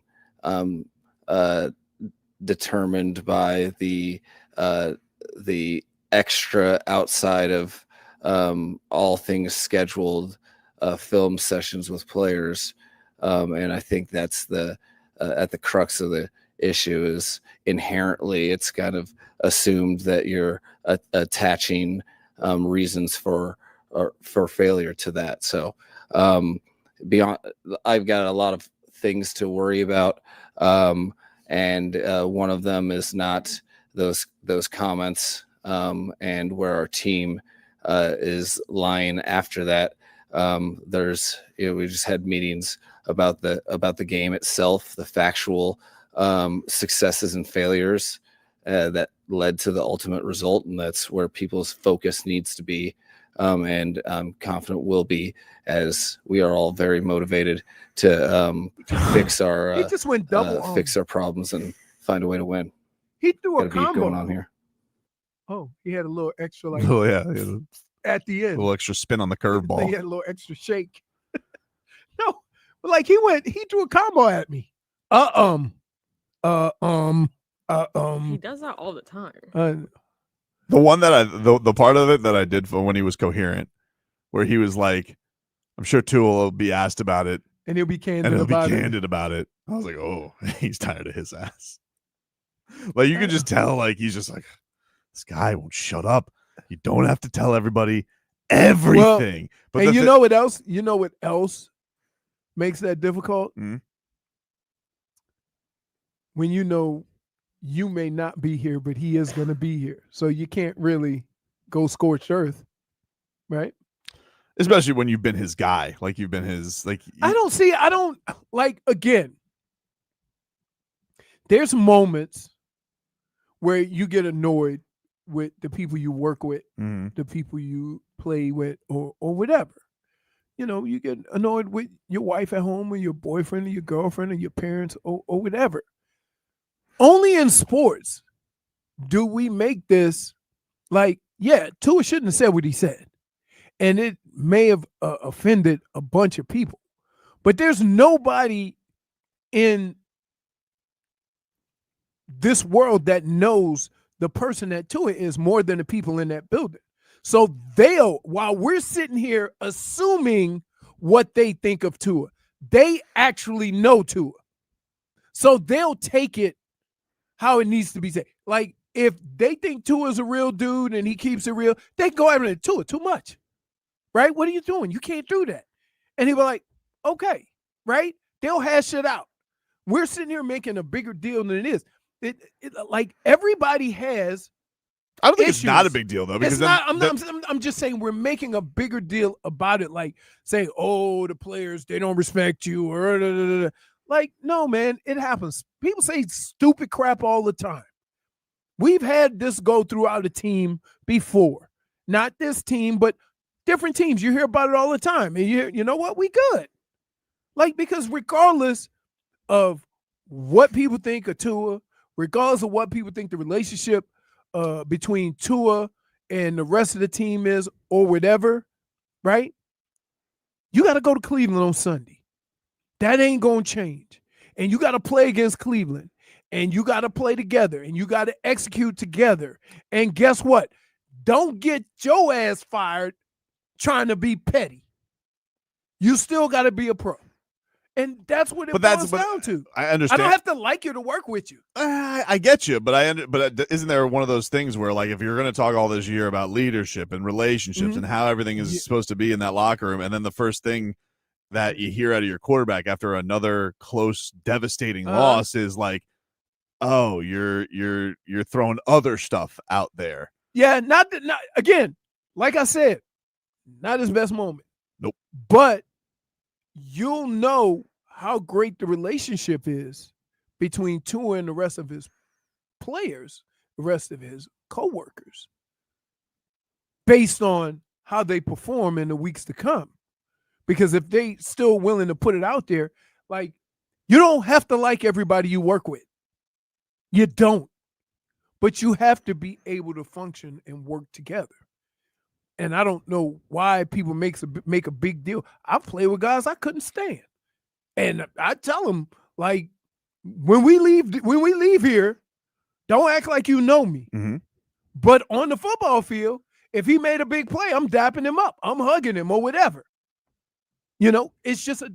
Yeah, but sometimes if you do have a good relationship or thought you had a good relationship, if he does, if you have a good relationship, then you can go right to him. Or it could, but it could also bother you more. Be like that's not. But that's not typically like you. Like what's like? Why did you feel the need to go in that direction? If you can't go and have that conversation and find out, then you didn't have as good a relationship as you thought. That's the whole point. Yeah, but the point is also, like, I think when everybody wants kept in house is like, oh, loose lips. Yeah. So they'll address it. They'll be like they'll be in some kind of offensive room or something, and somebody will say something, and they'll all laugh and move forward. That's how we deal with stuff. Like, people don't get all up in their feelings. And the only people I've seen on a football team that have gotten in their feelings about comments made are the people that actually sucked. So they get mad and getting their feelings hurt because they ain't performing on the field. Or good receivers. Or good receivers. I never had the only problem. The only guy, and I say I don't even think it was his fault, right? Was Andre Rison, because he came from Atlanta where he was having 100 catches a year. Came to Cleveland, he only had like 70 catches, and everybody was like, "Why you ain't catching so many balls?" I said, "Because 70 catches in Cleveland is like 100 catches," and they just looking at numbers, and he would get irritated by that. Yeah, but I'm like talking about like the Eagles thing, right? Like. That's one of those that's weird. It's like they've had all the success and it still doesn't seem like it's solved anything. But that seems like a dynamic where they had success and didn't like each other anyway. But that's what I'm saying. You know, you can work like, but again, it becomes a little more difficult when things are going great and you got to tolerate somebody, and then things go bad and you feel like, oh, great, now I ain't got to deal with you. Right? Do you feel like all this player stuff is like oversaturated though? Because I've never heard this much stuff about, even with Philly too. Like this, we're having secret meetings, we're having side meetings. Well, they're not very secret because they're all on the media. But like I haven't heard. This seems like a very new chic thing that everybody's up to or trying to put out there. But here's where we are in today's world. You feel that everything has to have an explanation, or you need to tell everybody or show everybody how committed you are or how hard you work or whatever. So that's why this is all coming to the forefront. But it's been around forever. Nobody just made a big deal about it. Like, even in off season, I would work out by myself a lot. Mhm. I think I get more out of it, and I'm more determined, and I'm showing I'm more committed to it if I could go out on a track and run hard by myself, that I don't need to be pushed, right? Whereas there's some guys that feel like, oh, we're going to do it as a team. It's going to make us closer. I say, not if he dropped one of your passes. You didn't like that Chris Carter track school? Huh? I went to it. I did it. Did you enjoy it? Yeah, it was cool. But not as much as yourself. No, I'm just saying, like, there a yammerer there? I did everything. I did stuff like that. Was there track Mike McDaniel? Guy who wouldn't shut up? No, because we were too tired. I also worked out with a lot of Dolphins at Western High School. So we did stuff like that. But I'm just saying, like, it wasn't like a big announcement. Oh, this offseason, I would have worked out with Chris Carter. Nobody cares, right? And we made that chic. We made that a big deal, hanging out with your teammates or hanging out with, dude, you're with the same dudes for 8 to 10 hours a day. You should have a different relationship with them. Like, you ain't got to tell everybody. You're in the same offensive room, the same running back room, the same team room. You're eating lunch in the same. Nobody leaves the building. You're there all day. You're sitting around your locker BSing. You're telling funny stories. Then you go out. You go hang out. Like, we know. Do you think they had these extra meetings because they can't understand Mike McDaniel? No, I've had extra meetings before. So it's not nothing new. But why did you have those extra meetings? Was it something was complex? Was it an opponent? No, because sometimes, like, you can sit and have a coach explain it, right? But sometimes it comes a little bit different coming from another player. So you guys all are on the same page. The coach doesn't necessarily explain it. He's just explaining the play. Here's what we want to do. If we get this luck, we're going to do this and this and this, right? Then later on, the quarterback will say, hey, if we get this look and you see a guy in front of you, don't keep running across the field. Stop in the opening. But best guess, you think Mike McDaniel's clear in these meetings? What do you mean? The way he speaks at a podium. He's not in those meetings. No, I'm talking about the meeting, like the first meeting, like the grand meeting with everybody. No, I think he talks differently. Think so, huh? Oh, yeah, because he can cuss. And he Oh, can just so put it out there. You You have to be his more ums or F words? when you talk to the media, you have to be more calculated. When you're talking to your team, right?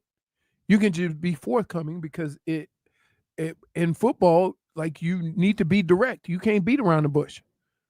I feel like he's a bush beater when he gets into that headset. No, because somebody in the back will go, clear! Dude, you're with the same guys 50, 60 hours, 70 hours a week. If it gets too serious, somebody going to make a joke. Somebody going to fart in the room. So they have the attention span of, and keep in mind, this is even better. You have meetings, practice meetings. On Friday, if your coach get up there and he's stammering through stuff, you ain't got time for that. So, no, I think Mike is a different guy. He can just tell it like it is, right? It was the same thing. Like, Bill Belichick wouldn't say nothing to nobody in the media. He was very direct with the players. I'm talking about extremely. But Bill Belichick isn't. It's not that Bill Belichick's not articulate. He does that by choice. Yes. Let me explain something. Mike McDaniel sounds like he's short-circuiting. Let me explain something to you. Okay? If you ask people in Cleveland from 92 to 95 about Bill Belichick, they will think Bill Belichick was Mike McDaniel. This is no lie. They wanted him out of there. They wanted him away from their team. Nobody is this. Huh? Nobody is this. I'm telling you, dude, we had to hear it on a weekly basis. This guy thought he's human buffering when it comes to controversy. Okay, and Bill Belichick was smug and in your face and gave you nothing. The same reactions, dude.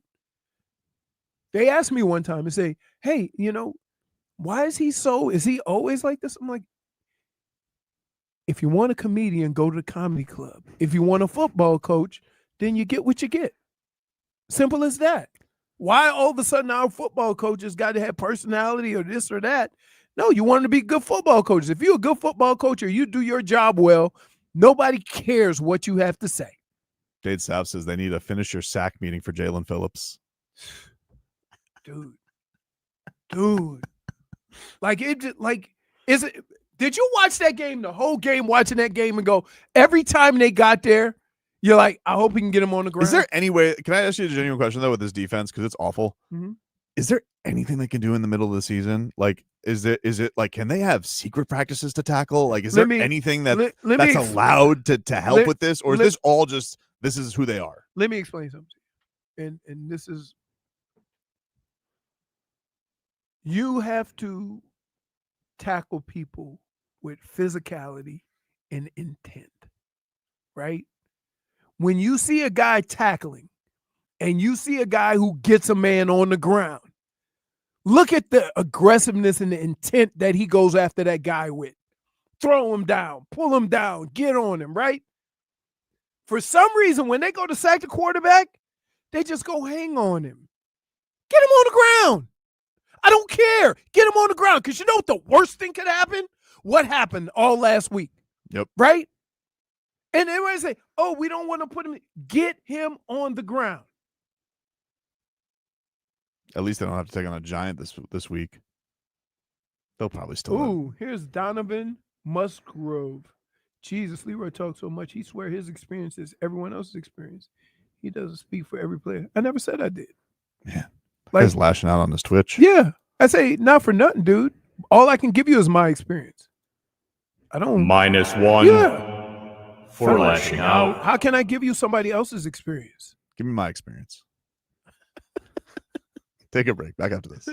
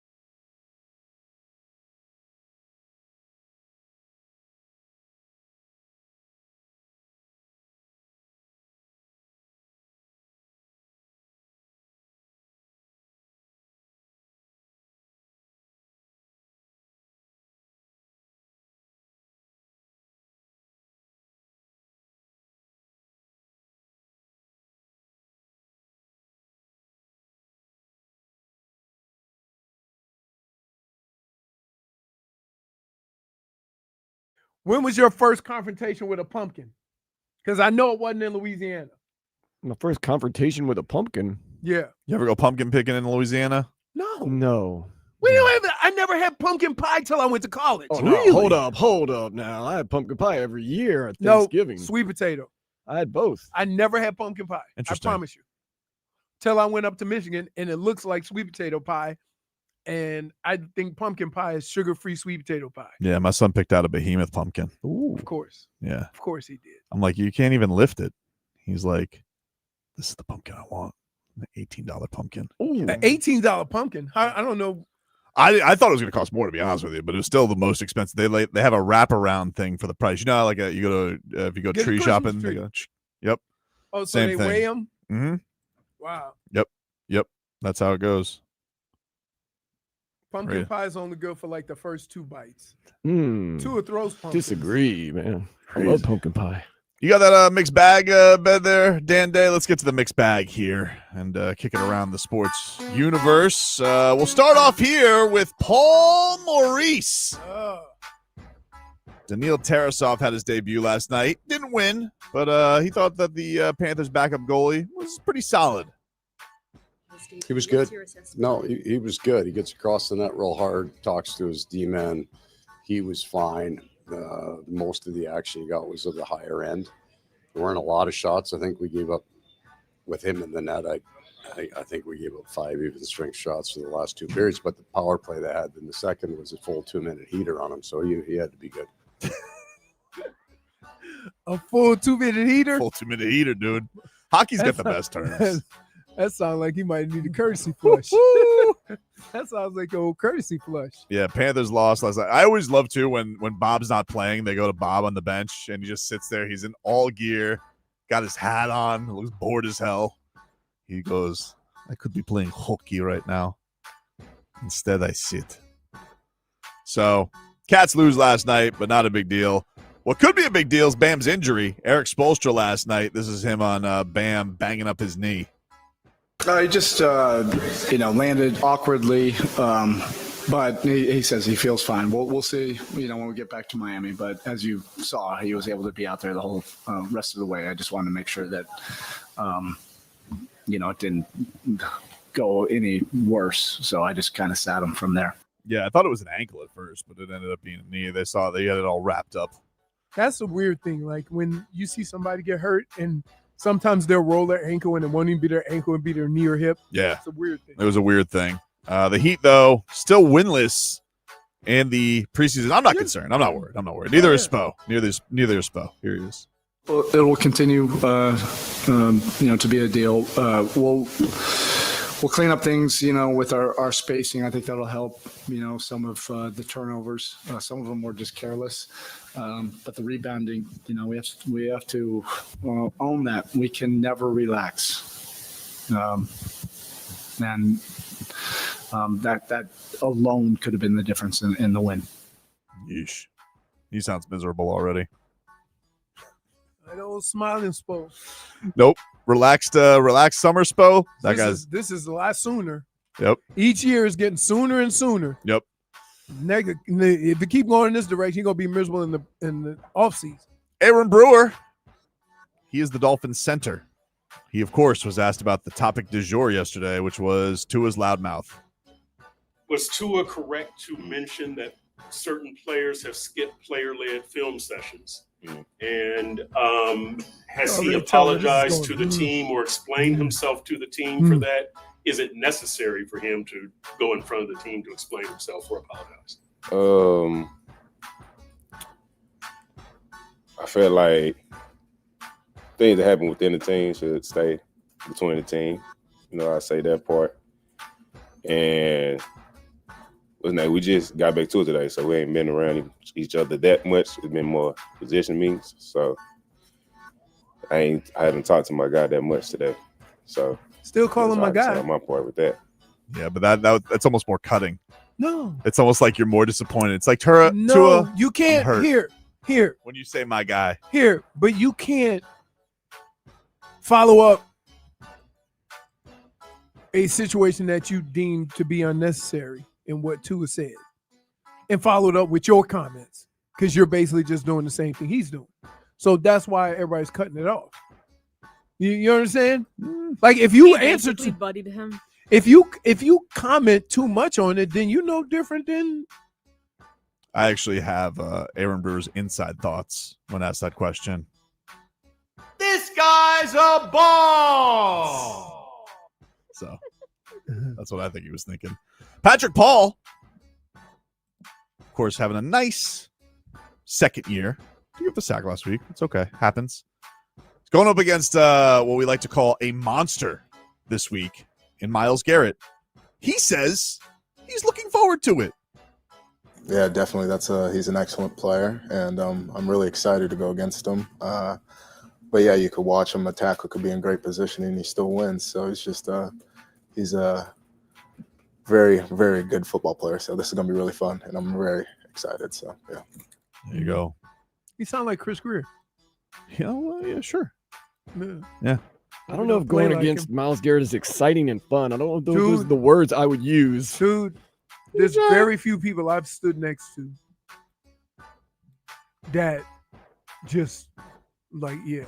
I wasn't even, when we were standing next to Shaq, it wasn't even as bad as I felt standing next to Myles Garrett. He's a giant. Yeah. A mean giant. Somebody said,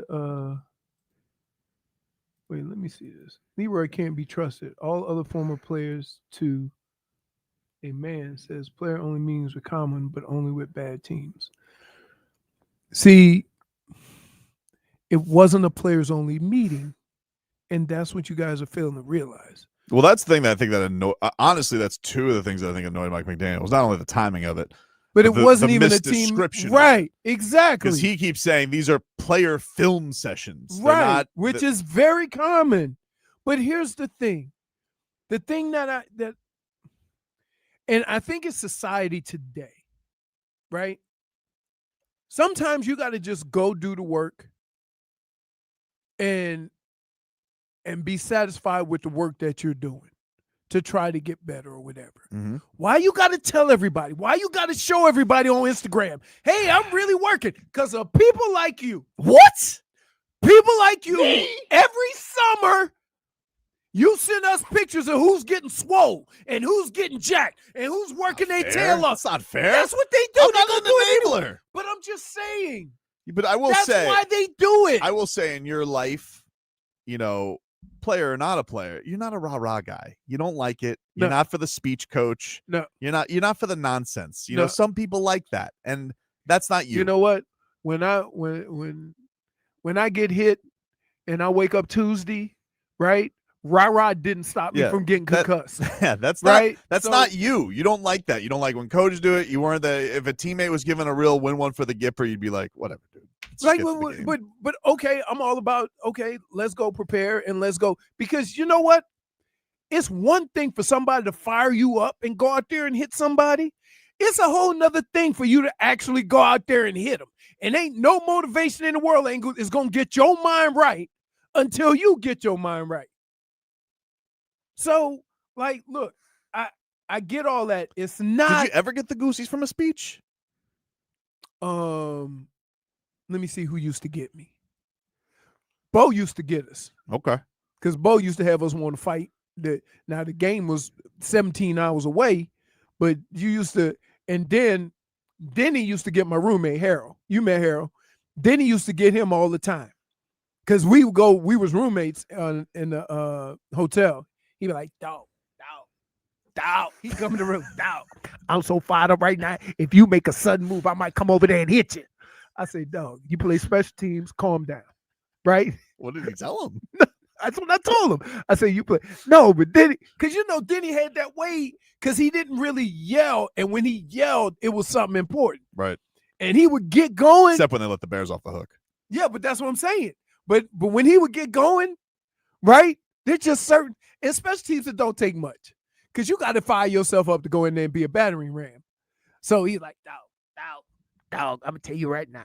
If you move the wrong way, I'm coming over there and hitting you. I said, dog, stop. Come on, Not man. covering me right now. Right.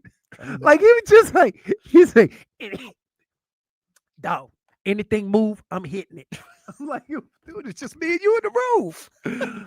Like, it just Was that a Saturday speech? Saturday night. Saturday night. Oh, man. Right. Bo used to get you fired up like right before the game. We go out there.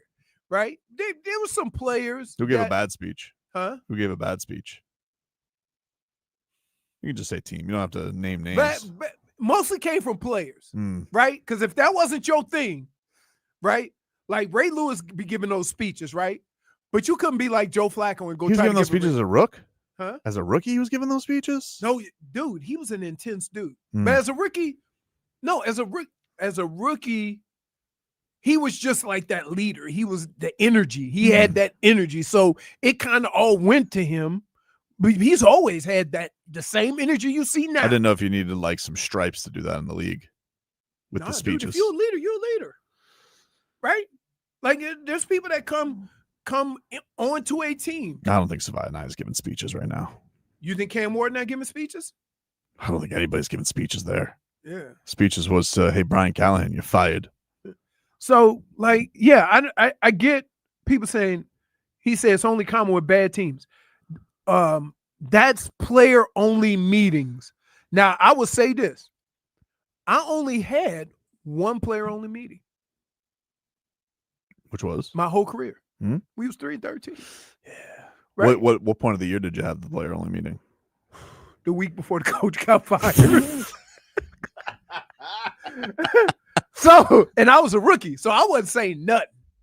I was just sitting there. So what did they say? They just say, hey, everybody clear out.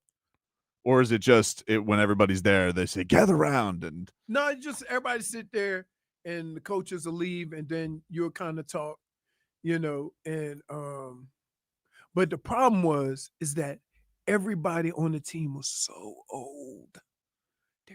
We had probably 8 or 9 guys over 35 years old. Oof. That's unheard of, right? One guy was smoking cigarettes at halftime. What Bernie do during the speech? Huh? What Bernie do during the speech? None. Bernie that was his second year, third year. So, like, yeah. Take a break. Final hour coming up.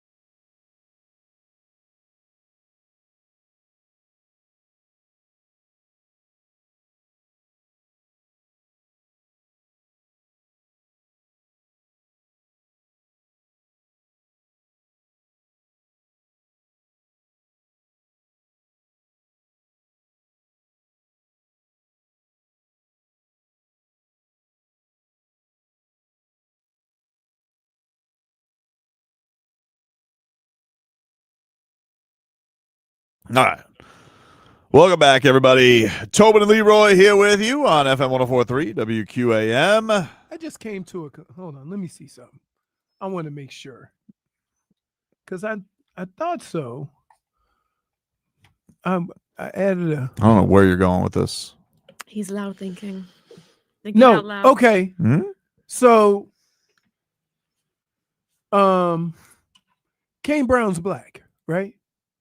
Or mixed? That's so random, Leroy. No, because I was listening to his music in my car. You know what I thought when you said Kane Brown? I immediately thought that was like a Twitcher's nickname for a second. No, I mean the singer it caught- Kane Brown. Yes, it caught me off guard. But then I was like, okay, that I Kane thought Brown's, so. Kane Brown's the one that looks like Steph Curry a little bit. Yeah, Mm-hmm. he got real light eyes. Like he looks like that's how a guy from New Orleans would look. That color with the light eyes. What you call him, Leroy? What made you bring that up? Call him a red bone or mulatto. Mulatto. What did you? What made you bring that up? I Somebody was mentioned listening. Kane I Brown? was listening to him. It was on my phone. Oh, okay. And so He's a very nice guy. and plus I like his 2 songs with Marshmello. Oh yeah. Miles on it. Yeah. Out of all songs that he has, Marshmallow. The 2 songs? I saw him at. They're hits. I saw him They're at Star. bangers. He has better songs. I know, but here you have to understand the context in which I'm listening to these songs at the gym. Serious radio. No, at the gym. No, I got it on my my gym thing. For real. What are you talking about? I don't play. I listen to everything. Headlines are brought to you by Doral Volkswagen, home of the Pricito, our lowest price. Visit us at Doral Volkswagen or DoralVolkswagen.com. The Panthers, they lost yesterday for the first time of the season. They're back at it tomorrow. They'll be taking on the Detroit Red Wings. The Heat, they lost in preseason 119-118 in overtime. Keshad, bad turnover at the end, dude. Jeez. Tomorrow is the red, white, and pink scrimmage. You can hear that on AM 560. Myself and Solana will be on the call with, I believe Tommy Tig's joining us as well. Love Tommy Tig. And That's my workout list. Scroll down. And we'll have our coverage from the Kaseya Center as the Heat have a nice scrimmage for a good cause. It's you know what? It's fun. I think I went a few years ago. Mm-hmm. It's fun. It you see the players in a different light. Yep. But they still kind of compete, so it also makes it that you're gonna see some fun stuff. Though. Fun dunks. Right. Fun dunks. So in other words, you're gonna think you're gonna think our guy is Keshad's gonna put on the show. Keshad's gonna be a pro He's gonna put on the show. all-star. I don't know. We gotta get him right. I really want him to succeed, but it has been a tough go of it. Jaime's look good though. Kalel's look good. Tyler's hurt. Tyler's hurt. Bam is not playing till next week. Yeah, he's not. He's not gonna. He'll wave to the crowd and they'll say, "Hey, Vlad Golden, get out there, dude. Go check that out." So, and then they wrap up the preseason on Friday, and that'll be that with the Miami Heat, and then they open up the season next week in Orlando against the Magic, and we can get this puppy really going. All right, really going, dude. I just want. Dolphins are getting ready for the Cleveland Browns. You know, Hey, you don't have to watch 2 games or pay attention to 2 games this week. and I could watch it on TV. I don't have to be in my ear. Doesn't have to be in your ear. That's a good thing and a bad thing. We got to get you another screen. I don't want another screen. I could get another screen. Why not though? I could set up because I don't want to watch cave. it. Get a man cave. I want to watch the way I watch it. I'm good with that. Who doesn't Listen, want 2 screens? If it ain't broke. If it ain't Let me broke. explain something to you. Hmm? You know how my Saturday could have been even worse? Watching everything?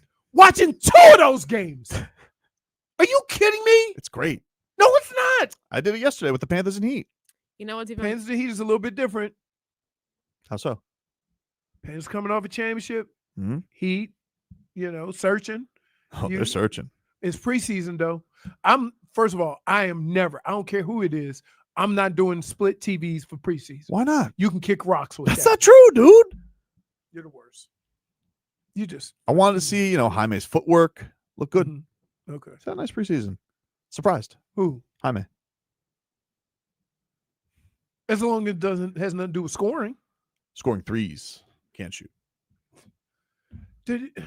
What can I ask you in the last couple of years? What has been the Heat's biggest problem? Scoring. So, imagine my concern when up to this point you've talked about everybody except for what? Scoring.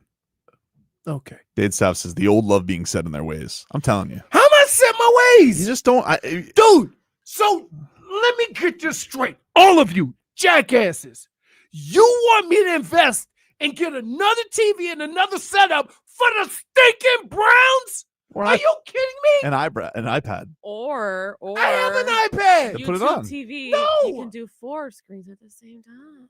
They do say that in the commercials. What? 4 YouTube screens at the same TV. time. YouTube Quad TV. box. However, you also have to get. You got a big screen too. That would look good. You also have to get. So, in order for me to get the ticket, I got to get YouTube TV. Mm-hmm. I know that's twice as much. Cancel AT&T. No one needs that.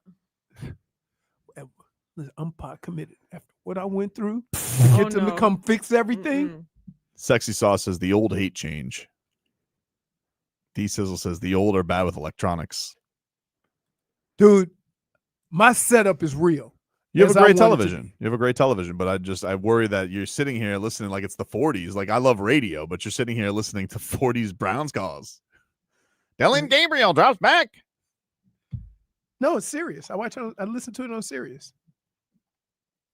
Well, yeah, Do you understand? I didn't think you were getting the actual AM frequency from Cleveland. Do you understand the commitment I have to make just to be able to do those games on TV? Besides the Winky Link. It's harder now. I know. They're cracking down on the I know Winky they're links. cracking down on that. I'm saying they cracking down on that, but ain't nobody cracking down on these texts that say, please call AT&T to. That's probably why we get them. Yeah, that's crazy, right? Probably hacking our info from using Winky Right. links. You know why you're getting this. You illegally watched the Browns game. If you rat on us, we gonna rat on you. You know why you're getting So no, that's why. Like, as much as I love watching the Browns, and I have everybody knows I have a financial investment in them, Mm-hmm. right? It still hasn't been good football. And I'm not gonna put 2 bad footballs on 2 TVs just to say I watched them both. Trust tree. Yeah. All right. Jay Crawford doesn't need to know this. You kind of want to see what Shedeur's got, huh? I believe this with all of my being. Be honest, Bush. And I'm gonna say this, and I want people to understand why I'm saying this. Why do we think a coach in the situation of Kevin Stefanski doesn't want to win?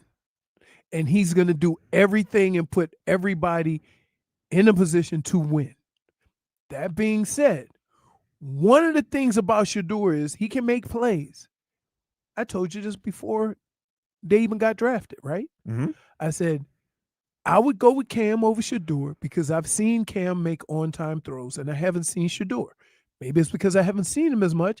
And then we see him in that first preseason game, and guess what he's doing? Running all over the place, throwing it. That's great playmaking, but quarterbacks don't have long-term success doing that.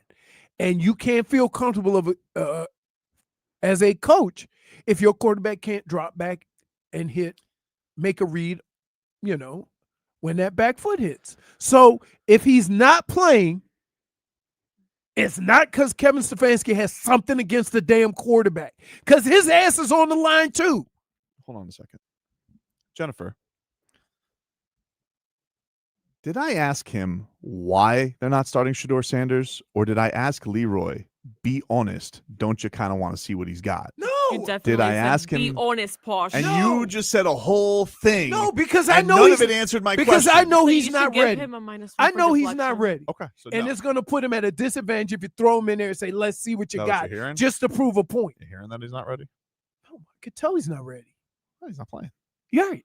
Exactly. So, you think the coach, he says, I like Dylan Gabriel, but I think Shedeur's better, but I'm still going to play Dylan Gabriel. I don't know. You think that's going on? I don't know. No, it's not. I just wanted to The answer. coach is trying to win too. Like if look, I would say based on what I've seen, if that was my butt on the line, right? Based on what I've seen and what I think I've seen or know about what I've seen, yeah, Shedeur hasn't made enough on-time throws for me to have confidence in him yet. Dade South says, knowing Leroy's history on coming around on things, his living room's going to look like a Best Buy. Sure. You do have takes, and then you come around on them. It's called evolving. You can change your mind if you see your ways are wrong. I feel like the next time I do that. So next week you're gonna come in with YouTube TV is the best No. thing ever. Absolutely That's what not. You're gonna be saying. Absolutely not. I don't know. I'm too invested in this. How many years have I been complaining about this? I stopped. I finally got it to a stopped. good place. The internet works good. Everything is working. I'm not going to change it up because, look, here's what sucks. I still got to keep the Wi-Fi. Well, let's just say there's a fans. Sure, Let's say that there's doesn't mean you have to use that cable and all that other stuff. I use DirecTV. Is it online? Is it? I mean, Well, is it because that in this entire time, either the Browns or the Dolphins have sucked? Like, so if there's a world where this is a crazy world where they're both good at the same time, would that make you have to take the leap and not just have to listen to old time radio? Yes. Okay. Yes. I don't want to be miserable on two TVs. I understand. I'd rather be miserable in my ear because it's easy to look. I watch all the Dolphins games. I can always go back and rewatch the Browns game. Let's be clear. Mm-hmm. The way this season has gone, I've never gone back and watched it. Cap says, he goes, have you guys taken calls? I'd love to. I didn't get a chance to rip yesterday. You can call whenever you want, Cap. 305-567-0560. I'd love to hear what you got to say. No problem. Anybody can call in. So, open phone. We don't block the phone lines here. 305-567-0560. No, we don't. We don't. But I don't feel like you were, it took a while to get that out of you. By the way, did you see Posh has a documentary coming out? It's Spice? actually already out. It's and out? Yeah, it came Is out she this honest? week. I don't know. I haven't seen it yet, but I want to. I didn't see David Beckham in the interviews. I feel like he was cut No, out. I think he does come out a couple times. Okay, I've good. seen a preview. Wouldn't it be funny if she's just like, you're not in the documentary, David? Don't need you to be telling You me. Be ruined honest. it. Take a break. We're back after this.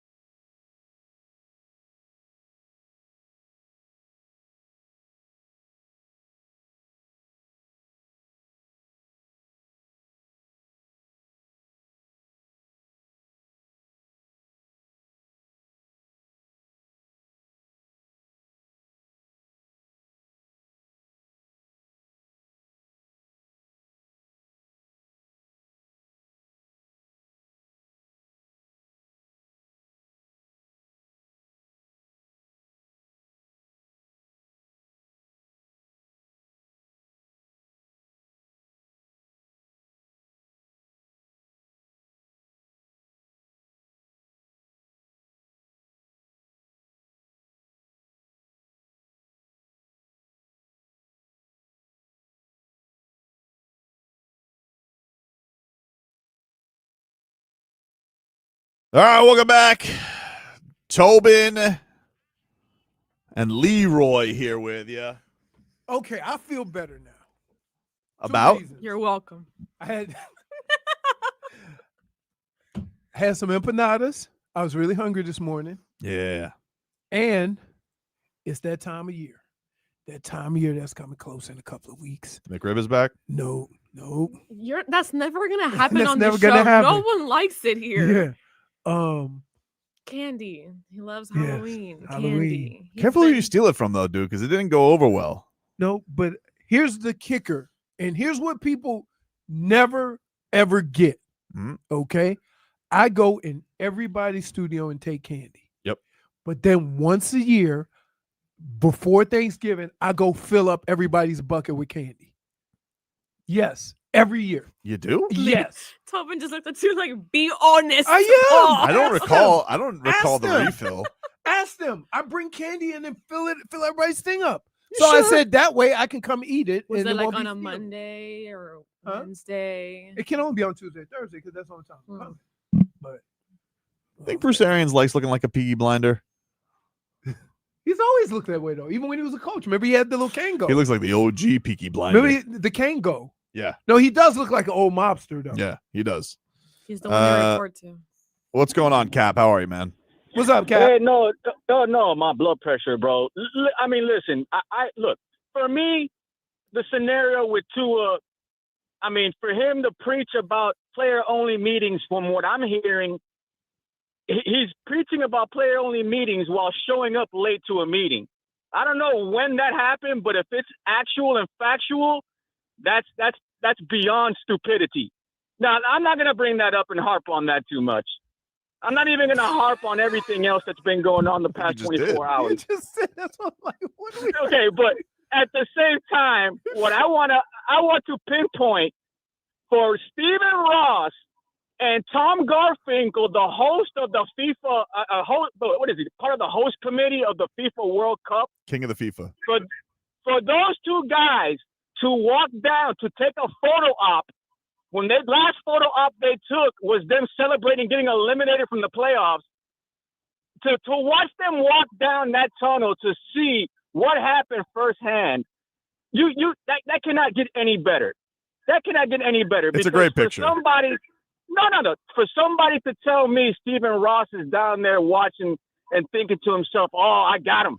I got their money. I got the rivalry jersey money. Now I'm going to sink them in.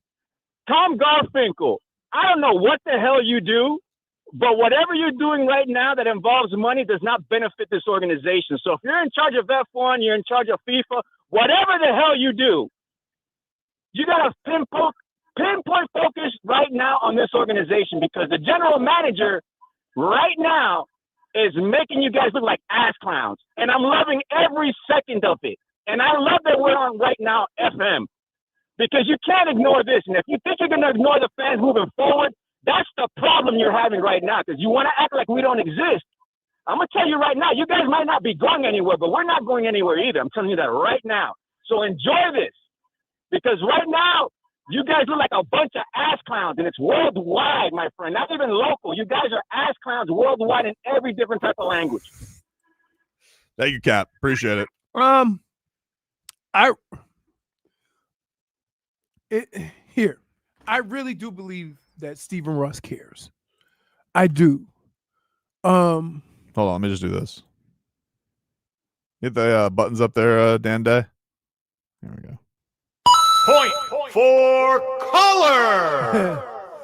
So here's the deal. Are we making the assumption that Stephen Ross doesn't care because he's not making a move? Yeah. And what I would say is, what move is going to make everybody happy at this moment? Clean house. Okay, but If you said, no, you didn't say long term. You said this moment. If you said this moment. Yeah, but okay, but and then Clean. what? I don't know. You see what I mean? My house will be clean. So that's the point. Hey, so clean for them to like think that he doesn't care because he didn't fire the coach after week 5. I want Stephen Ross to be in his giant office. All right. I picture oak as a table, right? Big high back chair, right? I wanted to be turned to the big window. High Yeah, back yeah, chair. hear me out. Right. And so he says, Betty, yes, Mr. Ross, send in Garfinkel. And then Garfinkel walks in and he goes, Mr. Ross, everything okay? And I want Stephen Ross. Look at me. Hey, eyes up. No, you look at me right now. Hey. Leroy, eyes up. I want Stephen Ross. All right. He's facing the window. High back chair. Right. Oak table. He tells Betty, send in Mr. Garfinkel.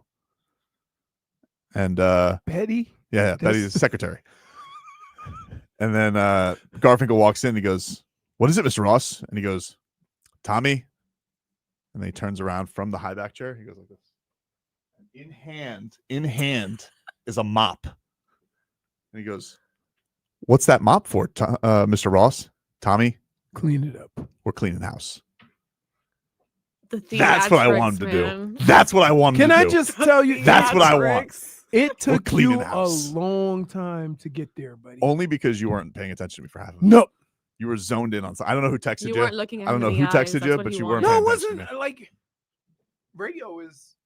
All right. But we're also on video. He wanted you to see the whole picture I wanted you to he was picture it. painting. I for was you. picturing it as you were talking. When I'm picturing, you want me to picture it in your mind, or are you doing the acting job? Did you picture He was it? gonna Yeah. demonstrate it. I don't picture Mr. Ross turning around. With the mop? I think it seemed to me he's the opposite of Mr. Scrooge. Right? What? The hardest thing in the world to do is to fire somebody he's had a relationship with for a long time, or that he said he liked. Right? You see what I'm saying? So I think you appreciate it until it's not working, and then you want him to, clean house. I think, I don't know, man. You understand why he has the mop there, though, right? He Yeah. gives it to Garfinkel. Dude, I got you. Do you think there should be a bucket there, too? Like I want to put a bucket over your head. like Garfinkel stubs his toe and some water Like splashes. marshmallow. I want to put that marshmallow over your head. Mr. Ross, why is there a bucket here? He goes, you know what that's for, Tommy? Cleaning house. The second take wasn't better. No. like what are we? Your head is so interesting to me, and it's scary. What bucket we gonna find for that melon? Dade South says Ross has a cat in his lap, too. But he's standing. Well, he was on a chair, he said. Makes no sense. You think he travels with? No, he don't travel With the cat? No. Yes, definitely. What? Her name's what do you think the cat's name is? Zonk? No, he wasn't around with Zonk. Hmm. It'd be somebody from Michigan. The cat has his own chair, guys. Harbaugh.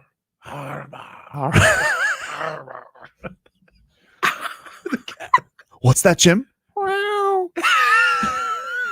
I'm coming out to San Fran, baby. It says, what is that? It says if Tommy doesn't want to do the dirty work, he can be part of the house cleaning too. Wow. Better get to work, Tommy. You know I mean, what? listen, when he was YouTuber has super a vocal, point. when he was super vocal, Yeah. everybody wanted him to shut up, right? Yeah. And now he's letting his people talk, and he's like, he doesn't care. That's why he's not doing nothing. That's fair. Like so. Dade South says he has a bottle of Fabuloso. He don't know what Fabuloso is. Lavender? Oh, definitely. Has to be lavender. That's the purple bottle? Mm-hmm. Because I know, that's the only cleaning materials that look like Kool-Aid. I ain't gonna lie. If you have tried to drink it once. No, I did try to drink it. I mean, You thought about it. Yeah, maybe I've eaten a dog treat that I thought was a Nutter Butter. Man. It was shaped like a Nutter Butter. And I was like, hey, Mel, this thing ain't sweet. Says, it's a dog biscuit, you idiot. Now I gotta check. Because, no, she cooks. Like we have that, like that Fresh Pet. Mm-hmm. That's Mel. She cooks real meat and sweet potatoes and blueberries, and she cooks like real food for him. Louise says, I almost drank Windex one time. Blue Kool-Aid. Yeah, I'm telling you. No, that'd be blue Gatorade. Blue Kool-Aid didn't come until, let me tell you. Hold on. Let me be honest. Be honest. If we be honest. Be honest, Posh. Blue Kool-Aid didn't come around until white folks start drinking it. Because black folks only had purple, red, and orange. I do love a You blue ain't need a flavor. I do love a blue flavor. Blue raspberry. Blue rat. I don't like Anything. blue Gatorade. You like the blue Gatorade? Oh, what? No. Light blue Gatorade. Yeah, Man, that's good. I used to drink the orange one. Danda, you like a blue Gatorade? I drink whatever's available. It doesn't matter. Hey, Dan, tell you. He ain't picky. We have blue Kool-Aid and all them fancy colors in the hood. You just had them little packets. Them packets were like 25 cents each. And you go buy 7 pounds of sugar. And then my grandmother, here's a little life hack. She used to cook it. Oh. Like heat it up, boil the water, then put the mix in, then put the sugar in and melt it. You know why? So the sugar wouldn't go to the bottom when you put it in the refrigerator. It's like pasteurization. Yeah. Schmied then says Zach Sealer's his own personal fat cat. Hey, you tell him that. Point. You tell him that. Twitcher. I don't want to tell him that. I just want him to get the quarterback. Yeah, well, what are you gonna? Okay, what are you gonna do when you get there? I don't know, dude. Been a lot of sliding down the waist. All of the quarterbacks have got grease all over them. Like they just like, what are we doing? 50 Shades of Gray in the backfield because nobody can hold on to them. What are we doing? Like slick. What's last? Listen, last time I touched somebody that was that well, never mind. Take a break. Back up. Leroy.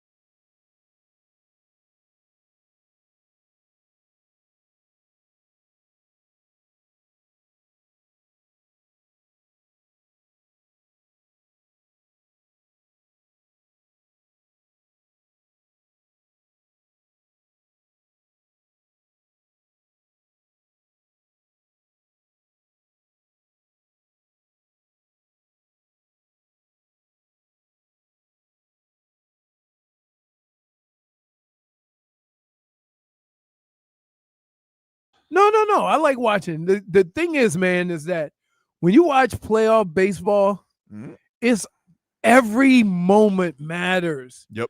Because you don't know if that's the one that winning. You got 2-1 filthy last night. Yep. Or you can have a blowout where somebody hits, just bombs. Like, so it's yeah. I'm rooting for Seattle. I like Seattle's team a lot. They're fun. Wait. Can you imagine what the world's going to be like when we have to say Big Dumper won a championship? That's a world I want to live in. That's a world I want to live in, dude. I want Big Dumper as a champion. That's what I want. Although I tell you, who's killing for them is this Jorge Polanco. This guy's like every game he's got two RBI every single time. See, yesterday Dave Roberts he ruffled Jeter's feathers because he mentioned the 2003 championship. This Jeter's you didn't win enough. That sticks with you, Jeets. Was he complaining about? Well, I told you. Like, I know it's like this in football. I don't know about the other sports, but you always remember your failures. He's just not fun. He's not a fun guy, But that's different. He's not a fun guy. It depends on who that comes from.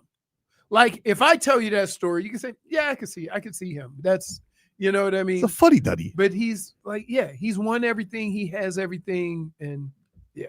Like when you own that franchise, kind of. I mean, like they showed up. Wait, and did it not make you feel even better about Jeter with what happened down here? Close the window on us. He did close the window on us. That was really like, for those who don't know what really was referring to, we did a broadcast one time out at spring training, and we were literally outside of, like, the way the Marlins setup is like we were on the patio of Roger Dean Stadium, and the offices are behind us, and Mr. Jeter. Jeter's secretary just comes in because we were literally in front of Derek Jeter's office, and he wasn't in yet because it wasn't 9 a.m.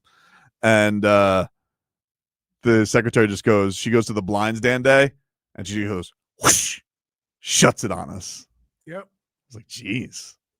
That was also Dan Day when who was it? When Curtis Granderson. Curtis Granderson went for a fly ball and stepped on his own glove. You know who ended up being a good player though that we saw out there? John Birdie. Because we were like, oh, that guy. We were like, Birdie! We were heckling. We were having fun. Then like, that guy's not making the team. And then John Birdie ended up being a pretty solid piece of the Marlins for like 4 or 5 years. So we had some fun there. Then they moved us. So when we were sitting there, we could only at that time see the games. Yep. Nobody was practicing. Then they moved us over by the training facility where all the fields are. Then we had to comment. No, you had to comment. That's probably why they kept moving you, all that heckling, all that shaming. Who wants to do a show out here? Tobin and Leroy? Oh, Yeah, the fat no. shamer. I'm not, dude. It's kind of like that person that you move in class. If Chunky 52 would have sneezed, we would have had to be wearing protective eyewear. You can't call him Chunky 52 on the air. His uniform, it wasn't stretchy material. You guys didn't go back this season, right? We did not. Exactly. We did not. Well, maybe we'll go back this year. That's a long hike for me, dog. Why does our location of where we're broadcasting is also the same as where we're supposed to park for the media? Interesting. I feel like we're getting moved further away, Leroy. Hey. They said they put us by the Gulf Coast Marlins. They're like, you guys can go by the rookie ball teams with the. Oh no, but last time we were right outside the lunch place. I got me some good lunch. That's all that matters. Another reason why they literally the only thing that matters when we broadcast on location. But I mean, that was like that was our last interaction with got traded to the Yankees. Chaz. Yeah, Jazz. Yeah, we had him on. Yeah. Jake Berger too. He also got traded. Yeah. That's kind of why we didn't do it this year, because we're like, hey, can we know these guys a little bit more? No, and then we had Peter Bendix. We did have Petey Prospects on. He had a good year, dude. No, I know. I don't listen. Where this team is headed, I can't complain. Like, they exceeded anything we thought. They kept our interest until football. I want Bruce Sherman to do something reckless though, just for a year. No, you can't. Just one thing. You reckless. can't. Like, you know what? What do you think about? Here's the problem. No, hear me out real quick, and then you can go back to your dream world. So you want the owner to do something reckless. He does something reckless. It doesn't work out, and then he starts over again, and then you get mad. Like, this is how. It's one thing. No, but Hear me out. So Here's what we it's do. just like the same thing with. It's the same thing with Ross.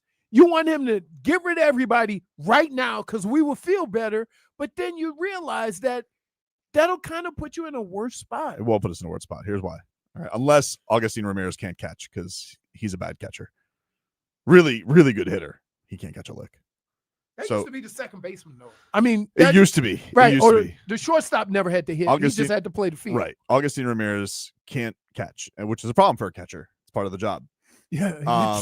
So we may have to catch is in your name. So this could ruin my plan. But here's what I think we do. All right.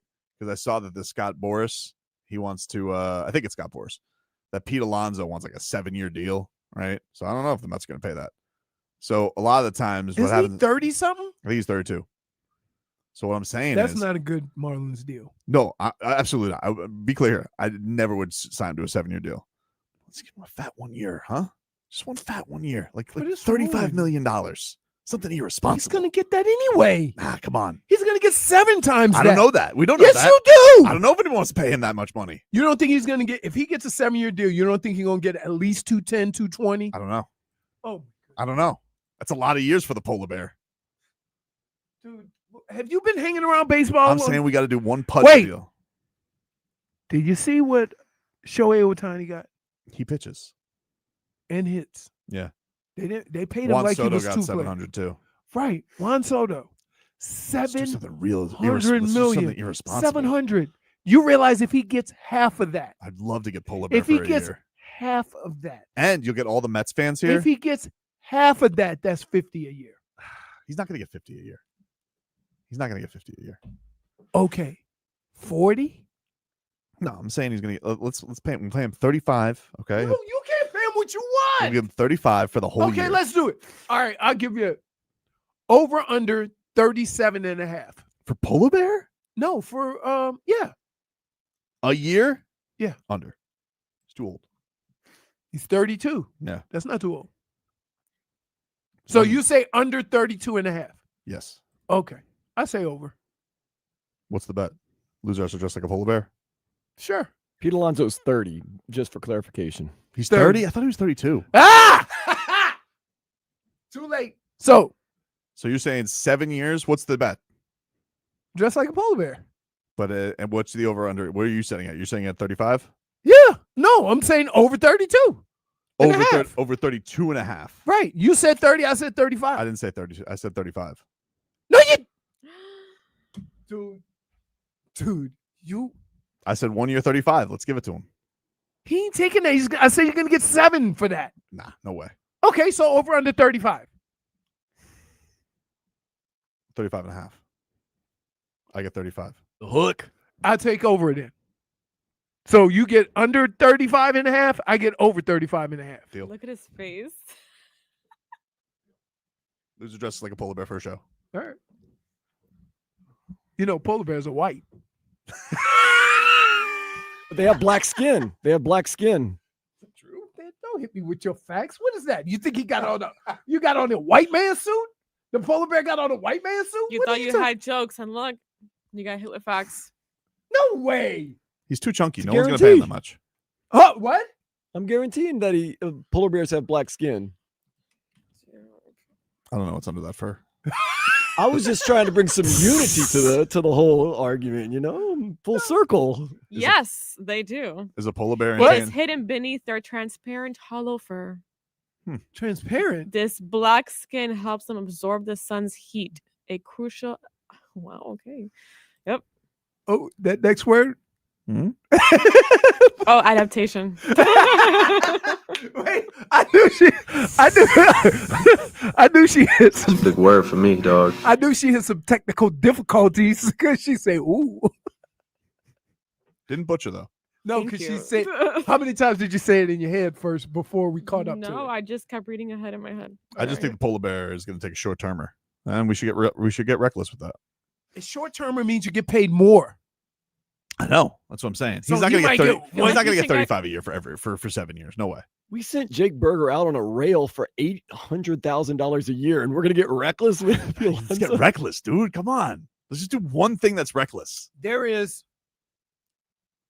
He's getting over 35 a year. Just be reckless. Come on, Sherman. If he's getting 35 a year, What did he make this year? I should have probably done some research.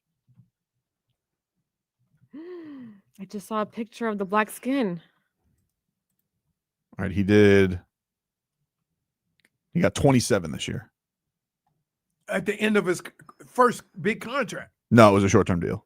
He tried to get a big deal, but he signed a short-term deal. Okay. Maybe he feels some type of way about the Mets. Always lowballing him. 35 and a half. 35 and a hook. Dade South says that Leroy is treat Alonzo. Wait, do you see the black skin? Let me see. Oops. Look. Just had to find out. I can't tell. What do you mean? It's right there. No. Yeah, I'm not sure about a naked polar bear. No, it's not naked. They just shaved his legs. Who shaved a So polar you bear? can't tell. I don't know, but the polar bear looks very upset. Do not. I like do the that. first take topic right now is who looks worse right now, Tua or McDaniel? Yes. Tua, because he's playing. Both. No, he can't look no worse than the player. Because that's what you see. I don't know. What? This is the most action the Dolphins have gotten in the last 2 years. Unbelievable. All right. Well, that's our show for today, everybody. I hope you have a wonderful rest of your Tuesday. Hockman, Crowd, and Solana coming up after us, and we will talk to you rascals tomorrow.